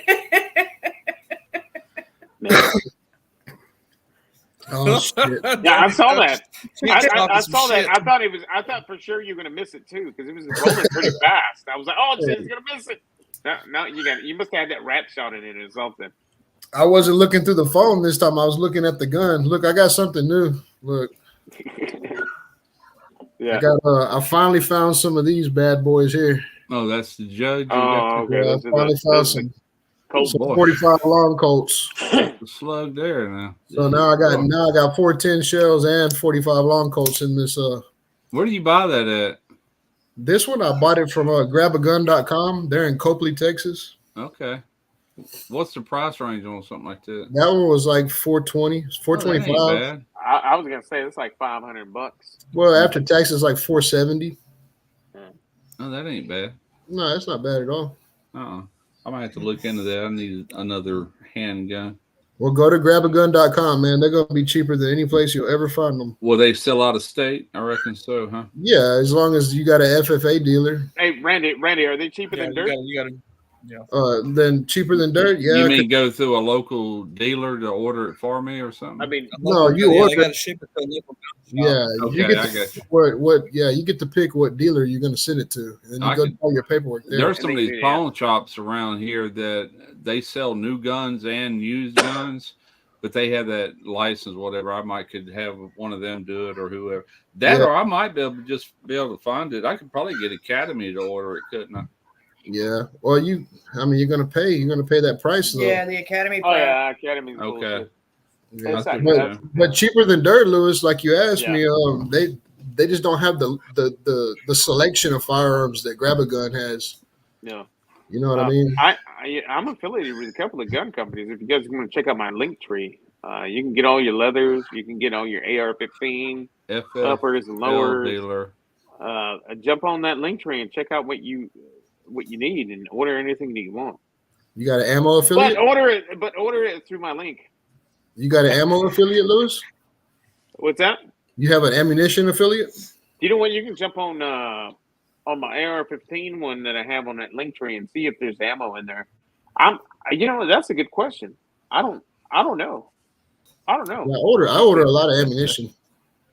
I'm about to check that out right now. I'm going in there now. I use Ammo to Go online. That's who I get my bullets from. They always have good prices on bullets. I'm on a watch list somewhere. Don't worry, Russ. I was reading Christy's comments to Kent. Kent's trying to tell her what to do. You move that garden hose too while you're at it, he says. Yeah, that motherfucker's going in the trash. I think I've shot it more than once now. Yeah, there's several holes. Like water doesn't even make it halfway down the hose length now. Like it don't even come out anywhere near the end. You could just spray the whole yard now, just stretch it out and turn it on. I'm gonna use it for my garden this coming summer. That's a fucking soaker spring. hose. That's a soaker there hose. You go. Go ahead and just ball it up and have him shoot it a couple more times. No, that's just all AR-15 equipment. Do they sell 80% lowers there still, Lewis? Yeah, I know they tried to ban for that for a while. They have so the other one I have is 1791 gun leather. You can get all your holsters there. There's no ammo there, but pretty cool leather stuff. And the uppers and lowers, Aero Precision USA. After that shit, after that shit in Uvalde happened, man, they put a stop to them 80% because you can order a pack of 80% lower finish, and then finish them yourself, man. So it's basically you can buy all the parts that you need to go and build what you want, the way you want it. Right. Build a built SBR fucking AR trigger, everything for less than $700. Yeah, exactly. Poor Hojo, man. I felt so bad. I was like, damn, why is he jumping on his ass? But we did fuck with that dude hard. Oh, shit. I got to go take this. Who y'all talking about? Who jumped on Ted? Freaking some dipshit vegan looking fucker who's been like dissing Lep basically by ignoring him. Damn, that's pretty hardcore.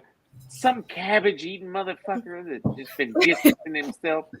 Motherfucker. So TDO showed up in full force and we're fucking hard in his chat. We were waiting on Joe to get on the live stream.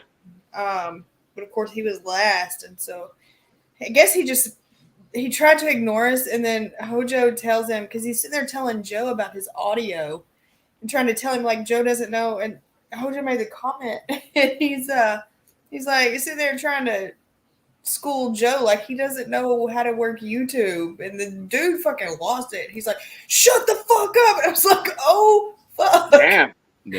Yeah, got on him. I was like, "What?" His veins was popping out of his forehead. Yes, I was like, whose channel was this on?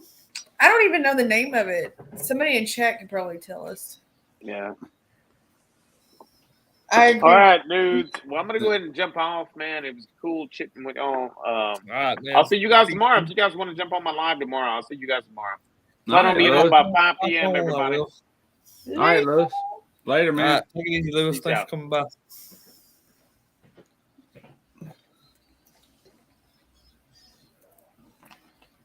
Whose live was it? Anybody ever say? Greg Remke? Who's Greg Remke? Exactly. Oh, that's a big Where the hell Lewis go? That's God, what's the name of his live show on Facebook? This fucking I can barbecue better than anybody or some shit like that. He interviews Sam the cooking guy once a month. He's pretty big deal.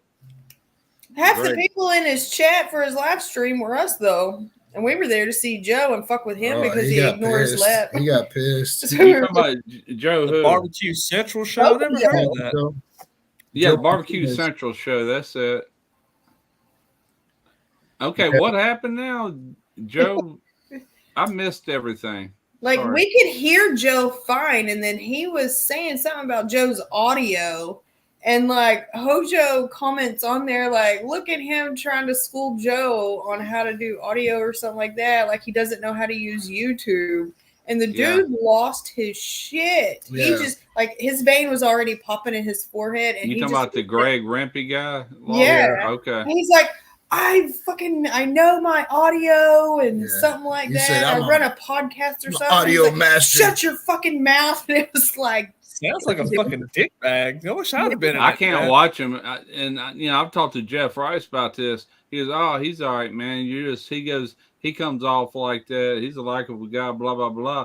I said, well, to me, he sounds like a bit of an asshole, Yeah, he's straight up, yeah. He's a pud. We were on there to support Joe, man. So it was like the whole time we're in the chat, just, the damn offsets. We had all of us on there, and we were just fucking with him. And we threw him off his game big time because you can see him reading the chats because you can see his mouth moving. So I know he was reading our shit. Yeah. And then after Joe left, he was like, "We're gonna bring back Joe next Tuesday because it's like a 4-part series or whatever." And he was like, "I hope your fucking YouTube pukes don't come back." And well, next time he goes live, we need to go back in there and fuck with him. Then for sure. Was it Tuesday? It's Tuesday. Yeah. I'll shit. Kick me out of it. Well, that's if that guy ever reached out to me, I know I'll just. He's interviewing Joe. I'm not interested. That's what I was saying. Like he's like, "Y'all don't come back." I was like, I typed on the chat. I was like, "Why?" So your 20 viewers are gonna leave? That's what you're asking? Because it was only us in the chat. Really? Yeah, run all your viewers off, you dumb fuck. Evidently he's big in like podcast world or whatever. Maybe he has a big following. Yeah, he's real popular actually somehow, but it ain't through Facebook. It's some other platform that they're streaming out through. I don't know. Probably Spotify, maybe. Yeah, I don't know, but he's pretty big deal, as far as this show goes. I mean, to me, he's not, but to the world, he is. If we can get all 23 people that are in this live chat plus the damn offsets, man, we can fuck him up. Oh yeah. Yeah, he's arrogant, man. The TDOs, we're only 7 deep, and we threw him completely off that night. He said Joe's going to go back on there in 3 months.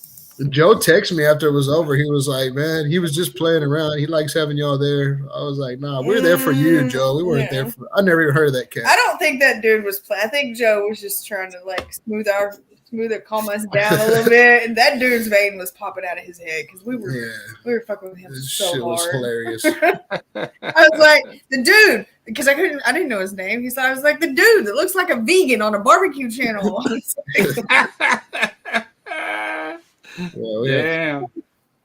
Yeah, he was trying to fuck with Lep because he's right there in Cleveland, and we were he was talking like, about. I don't know Lep, and Lep's been trying to hook up with him for a while, and he's like, I don't know this Lep, I've never heard of him. I was like, Lep is a goat, and so then he tried turning that. He was like, Lep must be a goat farmer or some shit like. What's up, Madwood? What's up, Terry? Terry. Yeah, that shit was hilarious. Yeah, if he stops by the hot seat, that'd be some shit. Sand in your crack. This guy constantly has Sam the Cooking Guy, Malcolm Reed, all your big names in barbecue and cooking. The one, that's the ones he typically has on there. And yep. I've seen Joe in the comment section, the chat. Joe's one of his mods. Yeah, and like I said, I don't watch the guy. I've watched some of his stuff, but I have noticed Joe in there. And a few other people, but yeah, he's a big. I don't know what he is exactly. I just know that show and him. He's goes after some big folks out there. I know 7 people that definitely will never be on that show. yeah.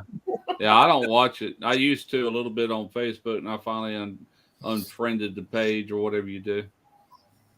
I couldn't tolerate him more than anything. I wasn't a big fan. Yeah, me either. But I'll still go in there to throw him shade. I think he was the one. I was in there one night just listening. Nobody even knew I was in the room. This probably been 2 years ago. And he was sitting there, had something to say about YouTubers, pretend barbecue guys that pretend they know what they're doing. And boy, he was putting a battle like, man, I could have reached out and just choked the crap out of him, just the crap it was coming out of his mouth, Well, he was taking all the credit for putting mayo as a binder on a brisket. Like that was his thing. I first heard about that about 20-something years ago. That's it, yeah. That ain't nothing new.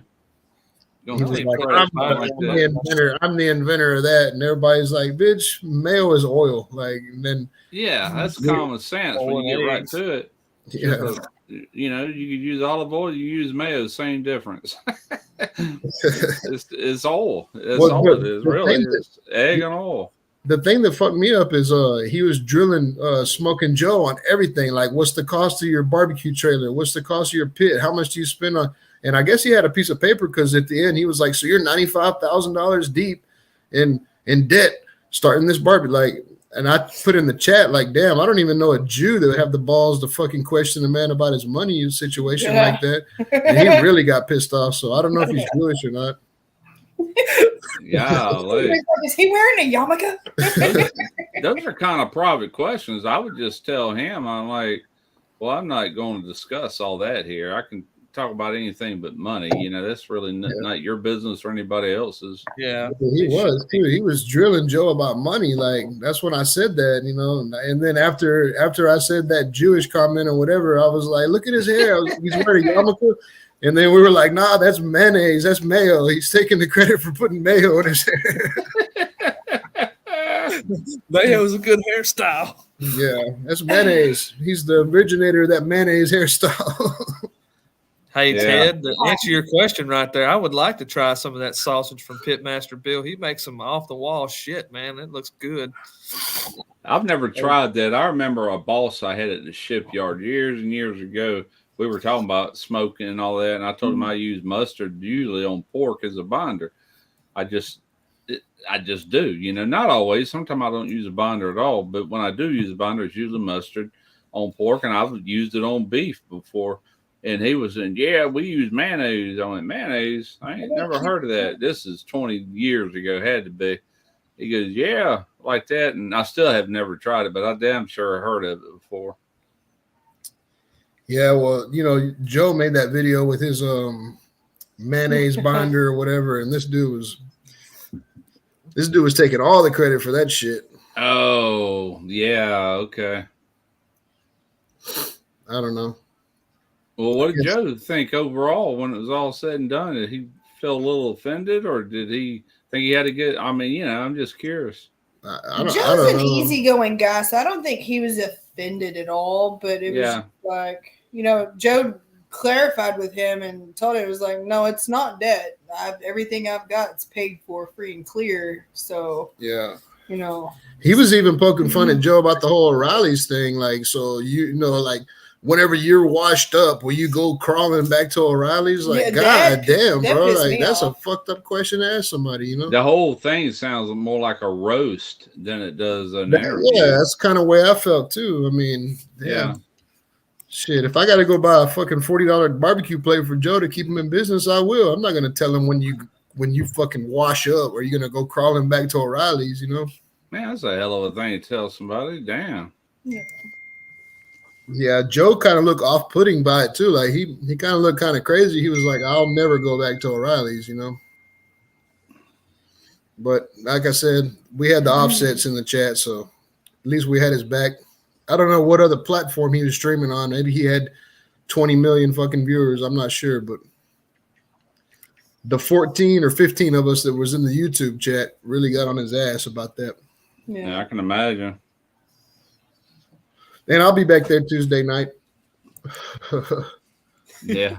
SK says he's a pretty cool dude. I think Jeff Rice has been on that show before. Matter of fact, I know he has. And I don't even know how he got hooked up with him, but at any rate, it was like a little contest. He invited different people to participate, and they had to make a song. And I think Jeff used, what's that little program that comes in your iPhones where you can do the music and stuff? What do they call that?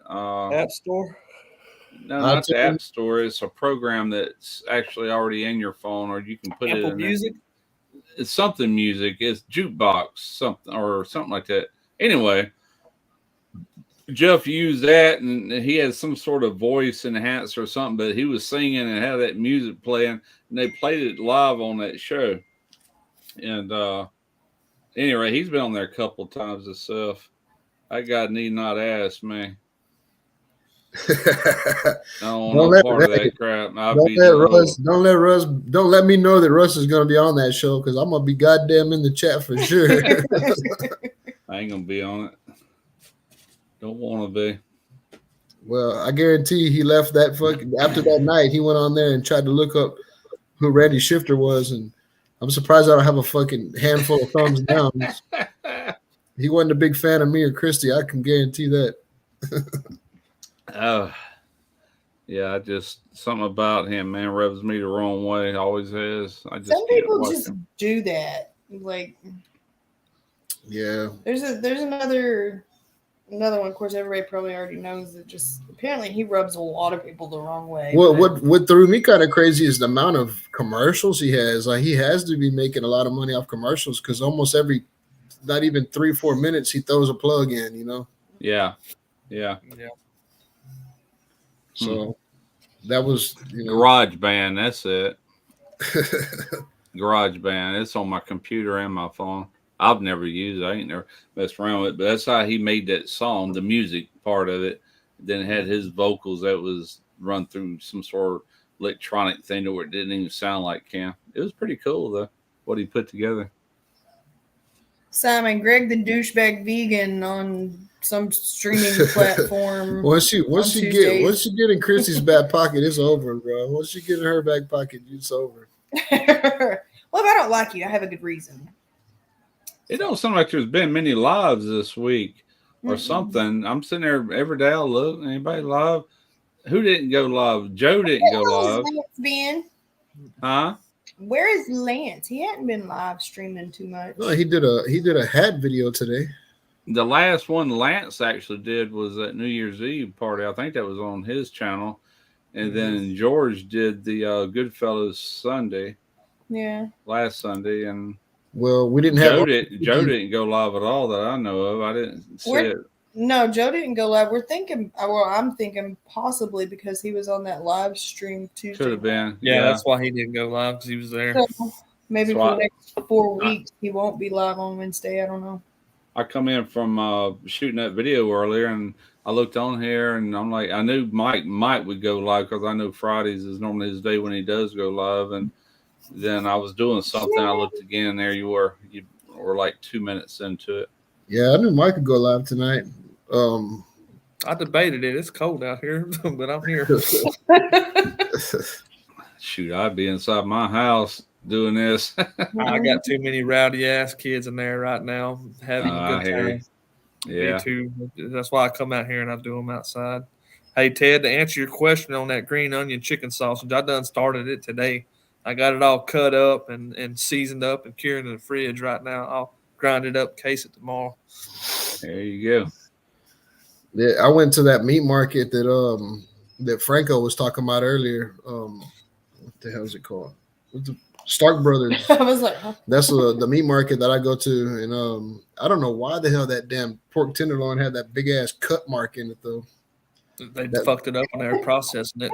Yeah. So I took it out of the package. I was like, damn it, look at this ugly ass piece of meat. I debated on cutting that piece off before I did the video, but I figured I'd poke a couple jokes at an orifice. It just, yeah, I don't care what it looks like. If I bought it, I'm just gonna go ahead and cook it. Hell with it. I mean, it's gonna taste the same. Yeah. I was like, what's going on a sandwich? You know what I did the other day off camera, just fucking around, was I tried to recreate those crunch wraps that Chud did. I want to do that one day soon, or one day. I doubt it comes soon, but one day. They turned out good. They taste good and everything, but I just couldn't get the uniformity. I couldn't get them folded the way he did. You know. Oh, there's a shit ton of videos on YouTube.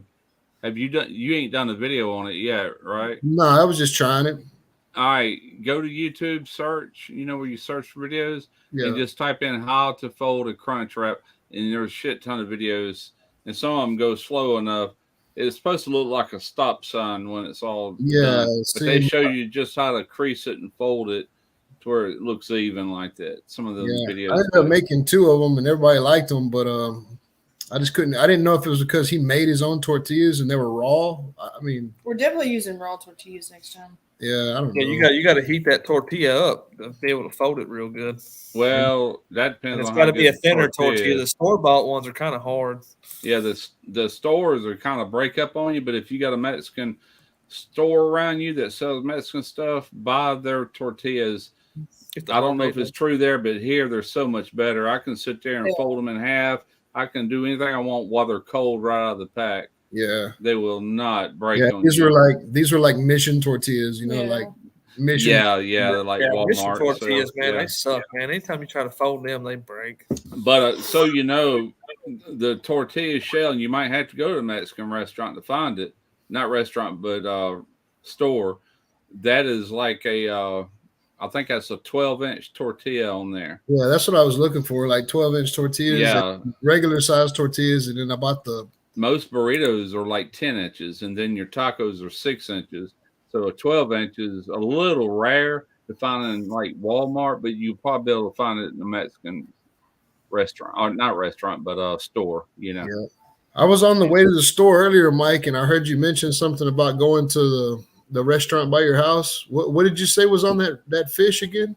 Oh, the Nature's River Wheelhouse. It was a cream sauce made with ham, tasso, cream butter sauce made with a ham, tasso, lump crab meat, and shrimp. What the hell's a tasso? It's like Tasso's a cured Cajun pork. Pork. yeah, it's like a chorizo, like a Cajun chorizo. It's kind of. It's different. It's not like ham. It's got a wang to it. It's almost like pickled tasting. Like a vinegar base. Yeah, almost pickled tasting. Oh. Yeah. You go to the grocery store and you'll see tasso down there with like the salt pork and all that stuff. Yeah. But that sauce, man, that shit was good. A lot of people in Louisiana, especially, put tasso in their red beans and rice. Yeah, for sure. I've made my own tasso. I've tried it. I don't like it in there. I don't want that. I just want a good sausage. I like Kaneka pork, smoked pork, Kaneka red beans. Let it make his own gravy. And all the other ingredients. Those Kaneka hot ring pork sausages, man, I like them fuckers. I love Kaneka brand. God, They started carrying that at HEB here last year, and I tried it for the first time. It was good, and I liked it. Yeah, it's really not HEB, Brookshire Brothers. I'm sorry. Yeah. So I got a video idea that I'm going to do here pretty soon. Hopefully, I'm going to do like a catch and cook type video where I'm going to go down to my buddy Chad's house and try to get a couple of redfish right off his pier. And then I'm gonna do redfish in a half shell blackened with like a crawfish Alfredo sauce on it. But when are you doing that? Because my next video hopefully is gonna be smoked fish. You're doing like blackened though, right? Like grilled. Yeah, but I haven't even caught the fish yet, Russ. So you got time. It's gonna be a little while. Yeah, my next. I want to focus more on that kind of stuff we do around here locally. Kind of going into this new year because those videos just do better for me, and.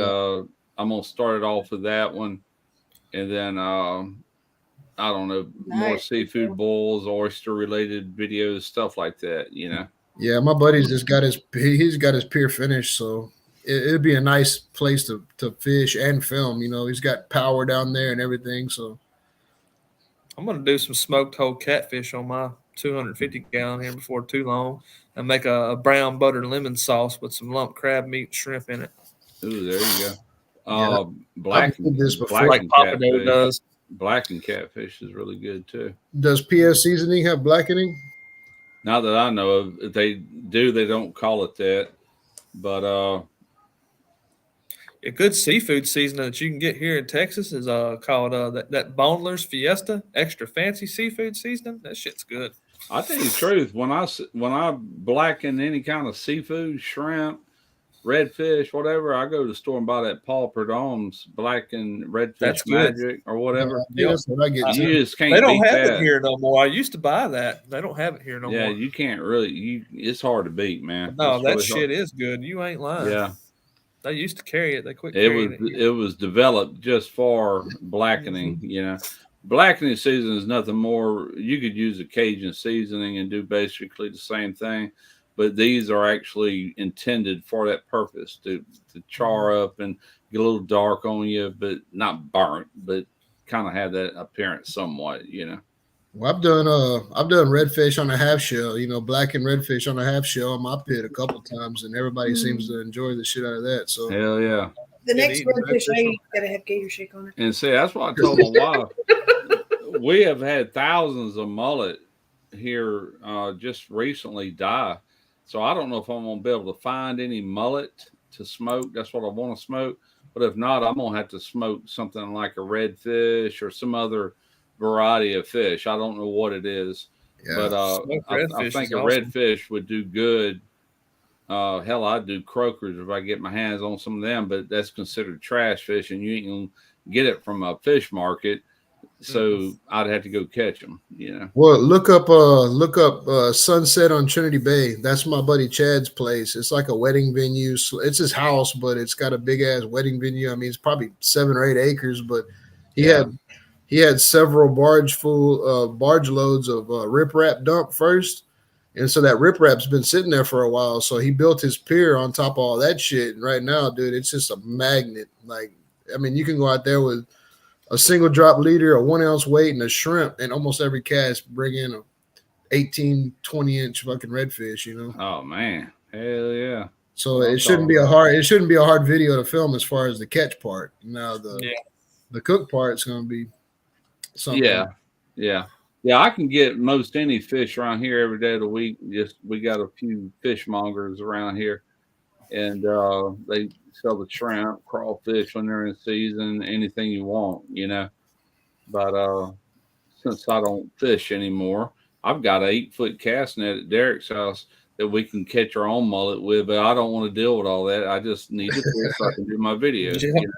Yeah, I'm still debating, making like an Alfredo sauce and using shrimp, or making like an Alfredo sauce and using crawfish to top it. Crawfish. Damn camera, man.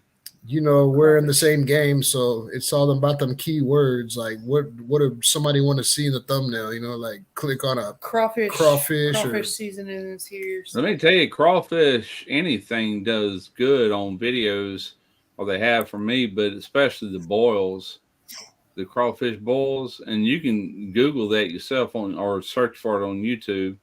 Use YouTube search and just see all the vast amount of videos that's already been done on it.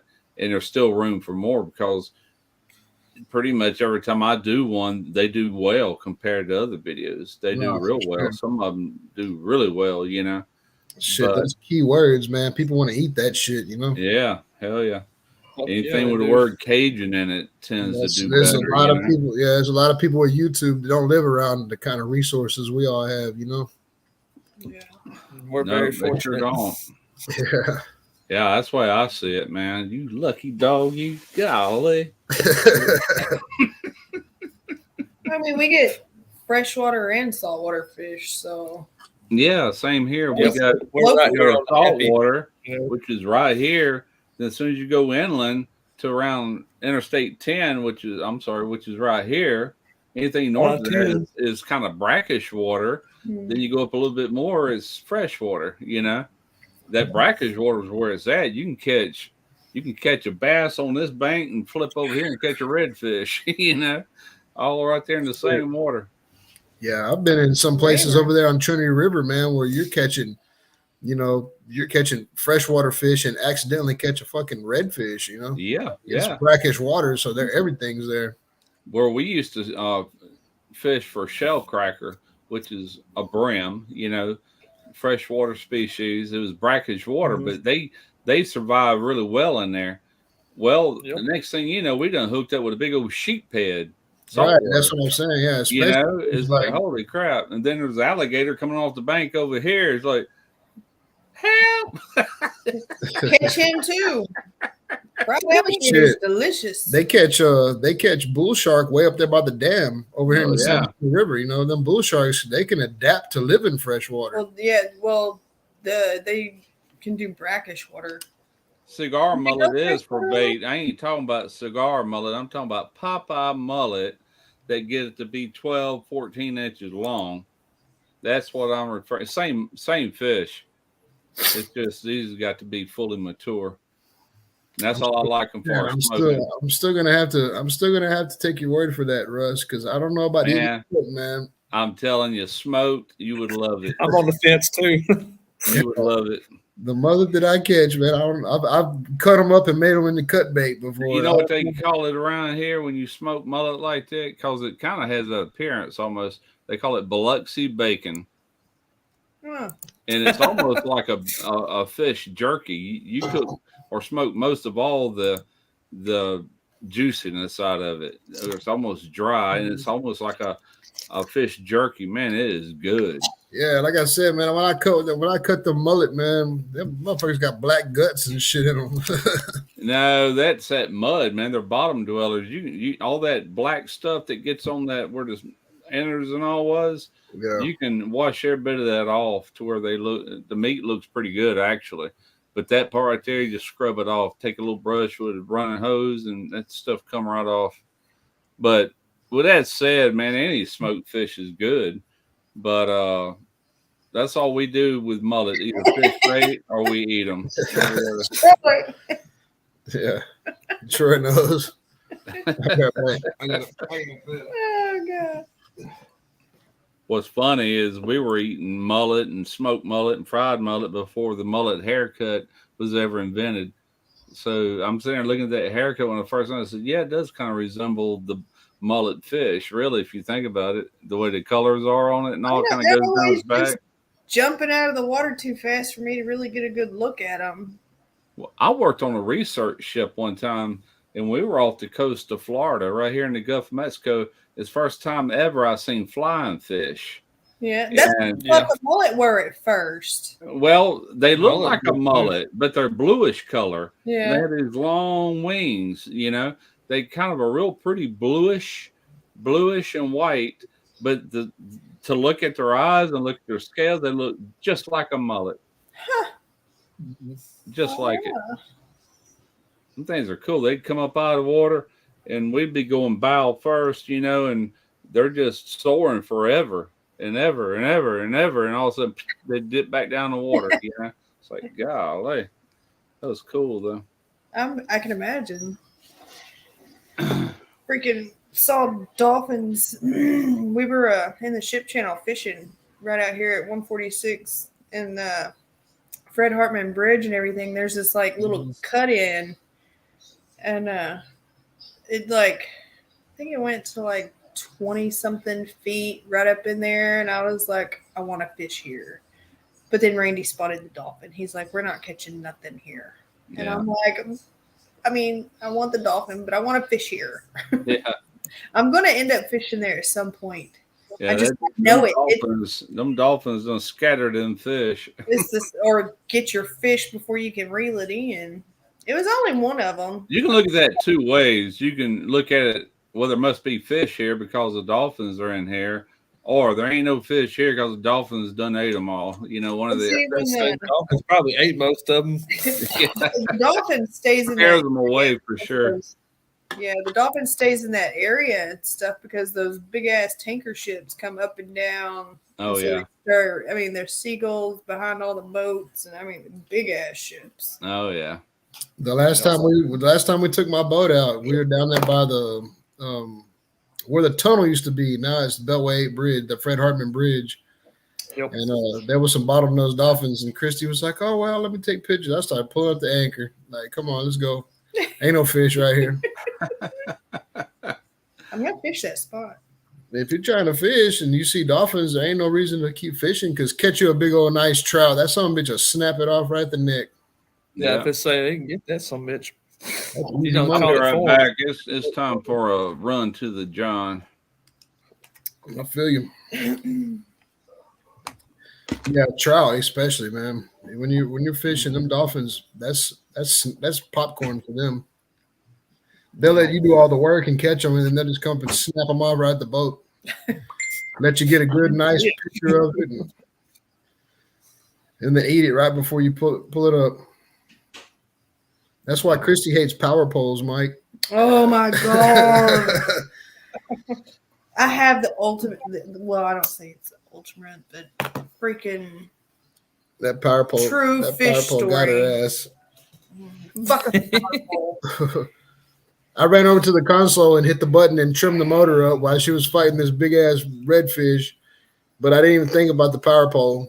That fucking fish wrapped that power pole and snapped her off right at the boat. After everybody done got a good picture of it. And seen it and everything. I'm glad everybody saw it. It was a big ass pole too. She was like, fuck a power pole all the rest of the day. Like that power pole, every time it went down, she wouldn't even fish near it. I hate power pole.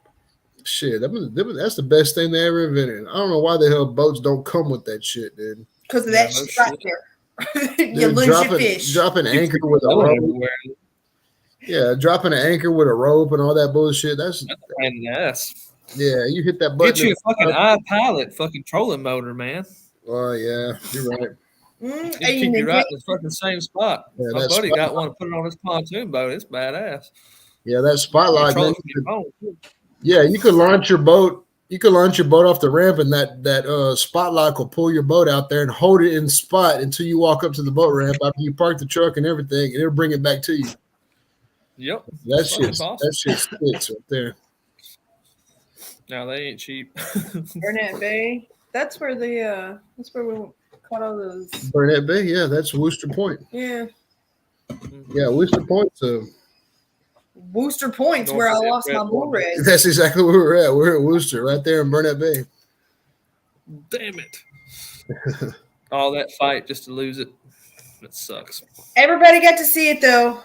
Everybody saw it. I was so mad. It's only a catch if you touch the leader. Shh.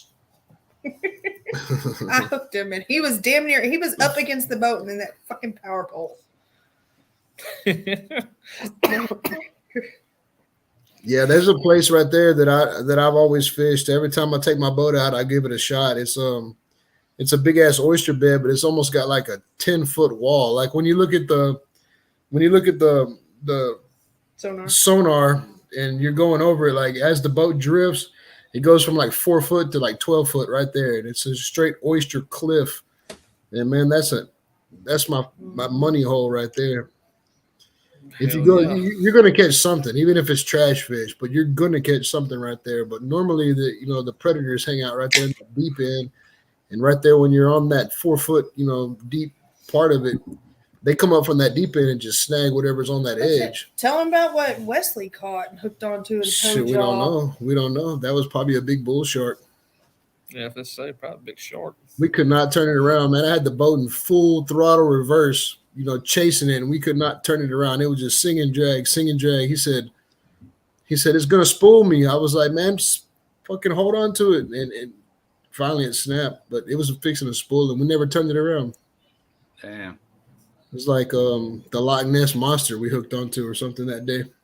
We were in a lake one time, freshwater, and I had a brim buster telescopic pole, and I had my cork up probably 8 foot, and I put a cricket on a brim hook. This freshwater lake, drop it over. We're in the middle of the lake, and there's a tree that was in the middle with all these limbs and branches, and I just dropped straight down, in front of me, and we had just gotten there, and all of a sudden, man, it just went straight under, and I'm like, oh God, and I thought my pole was gonna break. I mean, it just went straight down, and pow, it popped that line. We're talking about 20-25 pound test line, like you put on a pole like that. I couldn't believe it. I don't know what. I think it was a huge catfish. Probably one of them. Probably one of them big old. Yeah, man. But he took that like nobody's business. I'm like, holy crap! All right, guys, my computer's fixing to die. Uh-oh. All right, Mike. All right, Russ. I gotta go to supper. I appreciate y'all stopping by. Yeah, it was good. Much y'all. Bye. Heck yeah. Maybe we'll do it again next Friday.